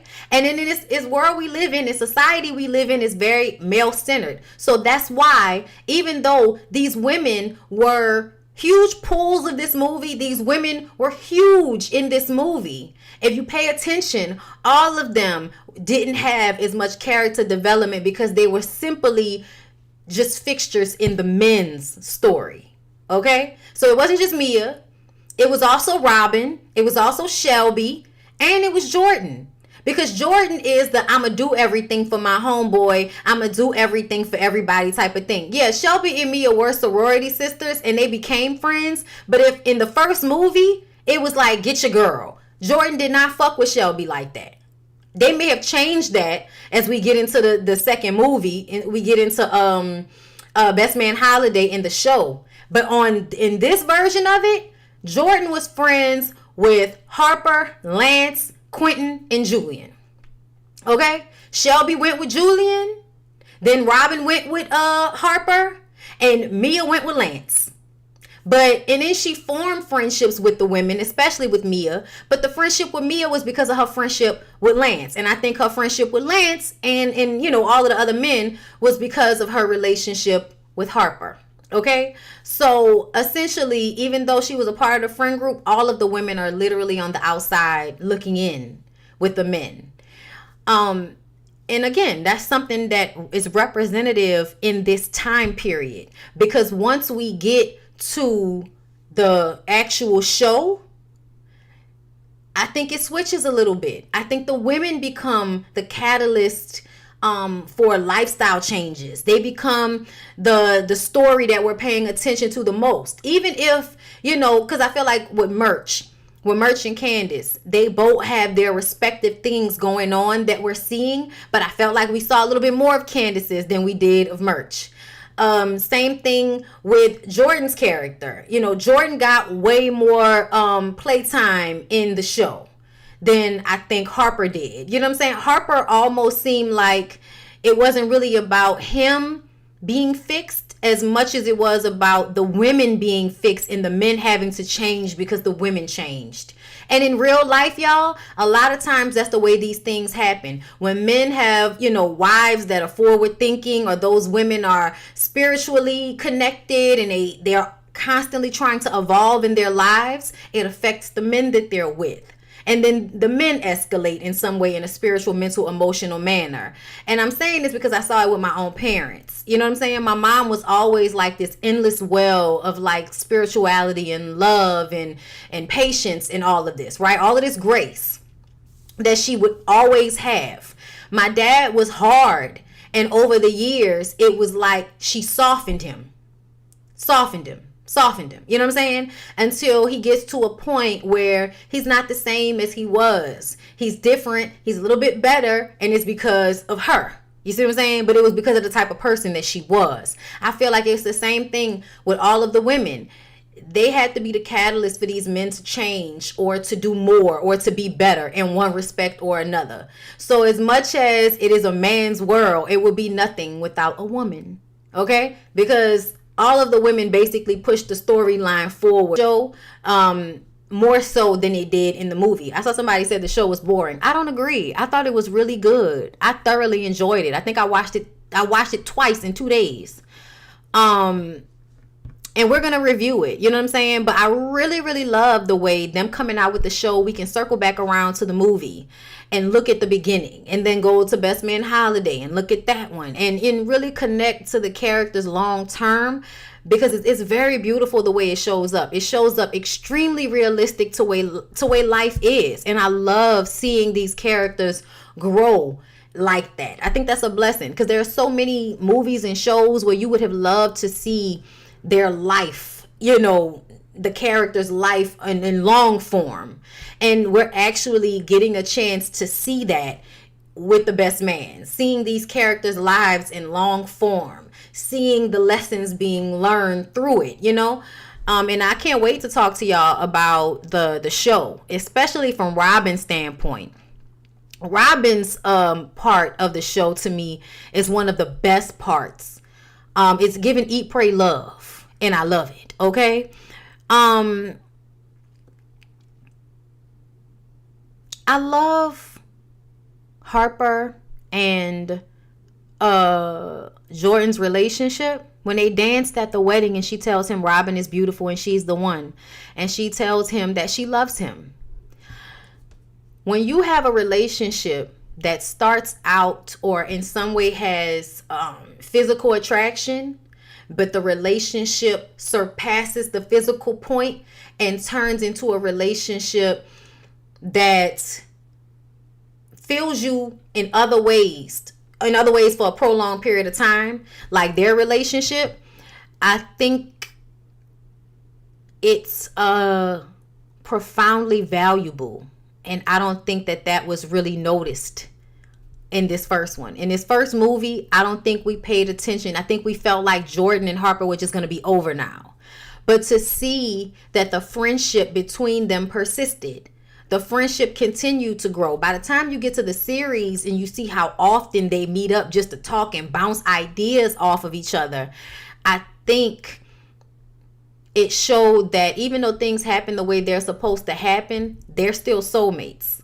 The original assessment that Jordan and Harper are soulmates, Absolutely agree with it. People just have to understand that soulmates doesn't always mean my husband, my wife, my partner in romantic. No, it means a soul that you are so familiar with from a previous life or previous lives that in one life you cling to them in a way that is unexplainable. I have a friend like this. I have a friend that I have that type of relationship with. And I literally just finished talking to her today. And it's crazy, as we've gotten older, how our relationship has changed from what it was when we were 17 and 18 to what it is now at 34 and 33.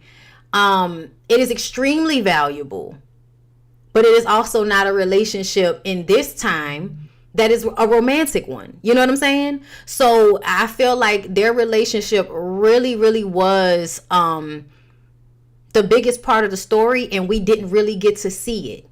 And I also feel like we didn't get to see as much of it in the series. I think the series needs to come back. I know they said final chapters, but I think we need the best man new beginnings.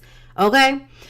Q and Shelby ending up in bed together, okay? Because we get that scene during the wedding where Quentin catches the garter and Shelby actually pushes the girl out the way and catches the bouquet, and then he does the little thing with the garter belt and puts her foot in his mouth, and she was like, he was like, tell me you like it, and she was like, stop, and she runs, and then Lance was like, don't let her get away, and he went after her, and then they ended up in the bed together, girl. Ciao. When I tell you, in the series, their relationship is one of the best parts to me, so I can't wait to talk about that. Okay. Robin, there was a moment, I don't know why my notes messed this up. Robin finds Mia crying about something going wrong. She has the jitters. Jordan comes in to tell her, but she can't. And then Robin says that Lance is running late, and she also accidentally calls Jordan Kendall. My notes got mixed up with that. But before I go, I guess I can just talk about that moment right quick. That was the moment when Robin and Jordan meet each other for the first time without even really meeting each other. But it was a moment where Jordan wasn't being the Miss Fix-It, because Robin was coming in and giving Mia the it's okay girl thing, because that's who she is. You know what I'm saying? So it was like seeing that she was more emotionally intuitive than Jordan, so you could see how her placement in the friend group could be as the more emotionally intuitive person, so that Jordan doesn't have to always be emotionally responsible for her friends, because that's not the space that she's really in. Robin can then take up that spot. And I felt like that was the same thing with Harper, where she's more emotionally in tuned than Jordan is. And for Harper, I think he wanted a woman that was more emotionally in tuned at that moment. But yeah, y'all, essentially, y'all know I love the movie, and I think it brought out so many important, just conversations. And I really implore y'all to check out the series on Peacock if y'all have not. I enjoyed it. I really, really liked it. And I feel like there are so many different parts of it that we can expand upon and we can see more of. So I can't wait to talk to y'all about that one as well. It's more special than a romantic relationship. Exactly. That's why Robin has such a problem with Jordan and Best Man Holiday, because he wasn't talking to her, but to Jordan, besides them almost hooking up. Yeah. True. Harper and Jordan were two ships passing in the night. Robin did her thing in the series. Yes, they be kissing friends though.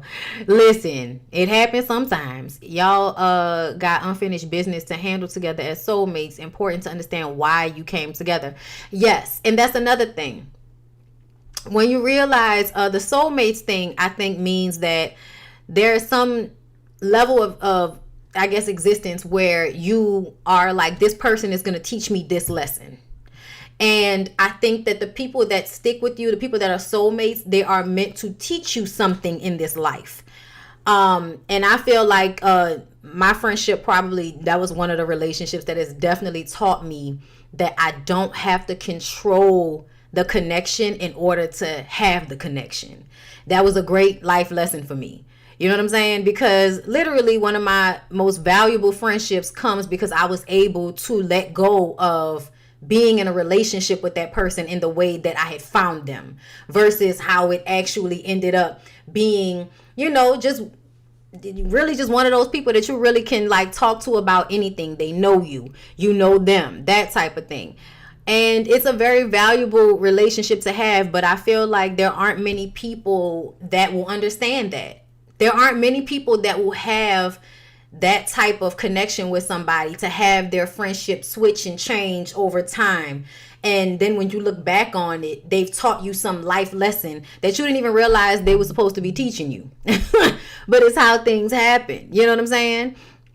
That's why I say twin flames instead, because of sexual tension. I thought Harper was about to get divorced in the series. You gotta watch it. No spoilers. I've been obsessed with Morris Chestnut since I first saw him in Family Matters, and he played a football player in that too.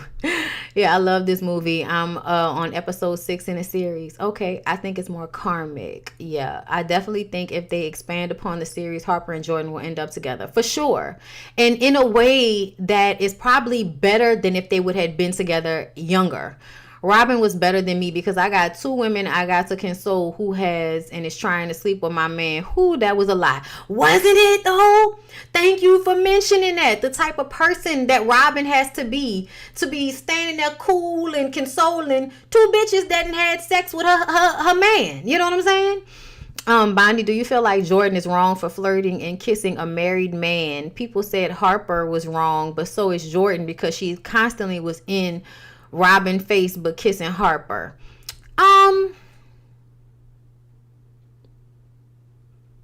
When did she kiss Harper besides in the series? And I don't want y'all to keep giving stuff away, but I don't recall. Did they kiss in the holiday movie? I'm gonna have to watch it again. Thank you for the super chat. It is titled The Final Chapter, Season 1. So I hope that means more seasons. Me too. Thank you for the super chat, Pamela. But yeah, no spoilers, y'all. I don't think they can bring the series back without Terrence Howard, and he's in a space where he doesn't want to act. I'm gonna need for that nigga to get over that. I'm gonna need for that nigga to get over that, okay? Because I thoroughly enjoyed him in this. Yeah, they can help you at different level stages of your life during different progressions and perfections years in your natal chart. Soulmate. Yes. Okay. Yeah, that's what I'm saying. No, she had a man in that one. So that wasn't something that was just happening over and over again. I don't want y'all to be trying to out here making Jordan look like she was just some skip scab scallywag, okay?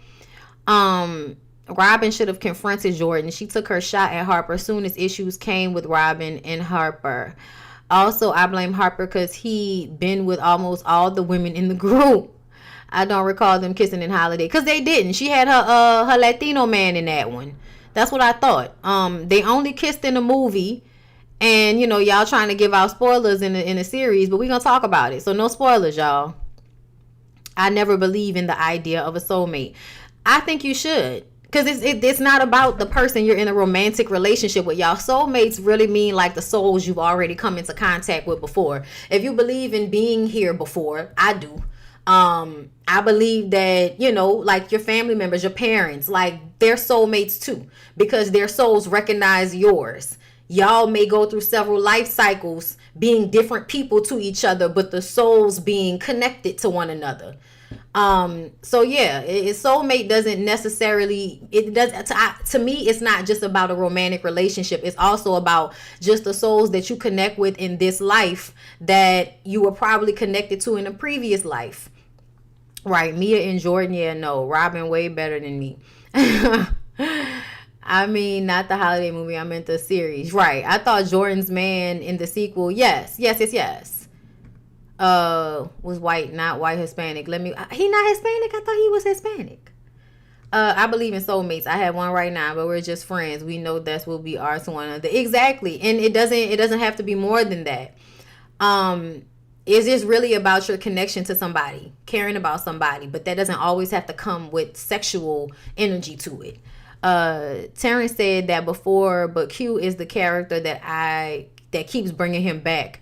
I feel like as long as he's written well, Terrence will come back. He better come back because I really want to see more of this. Harper kissed Jordan's forehead in the Best Man Holiday and Robin walked in. But that wasn't what it was though. That wasn't the situation. That was about that was about Mia. They had just found out about Mia having cancer. So that wasn't about that either. And I think that's another thing, is understanding how, regardless to what the connection may be, the energy of caring about somebody is what is there. So he's white. Oh, okay. I don't know why I thought he was Latino. I feel like I've seen him in something where he was like playing a Latin lover or something like that. Okay. Malcolm Lee said it was only a limited series and wouldn't return, but I hope it does. I ain't trying to hear that, Malcolm. Okay. I ain't trying to hear that. It was Eddie Cibrian in the sequel. Right. He was Hispanic. Oh, that's what I thought. Okay. Child. You can be white and be Latino, y'all. It's okay. Y'all, we not really spoiling it for y'all. Y'all still have to watch the whole series before y'all know what happens. But yeah. Anyway. And in order not to do any more spoilers, I'm going to go ahead and go. Thank y'all so much. 758 of y'all in the room. Make sure y'all like the video on y'all way out. Share it. I appreciate you guys so much. And I will see y'all tomorrow for something else. I'll probably come to my members with a BondyBlue show. And I think I might do that story time on Thursday. Okay. So love you guys. Hope y'all enjoyed. Make sure y'all check out the series. And I will see you guys in the next one. Peace out.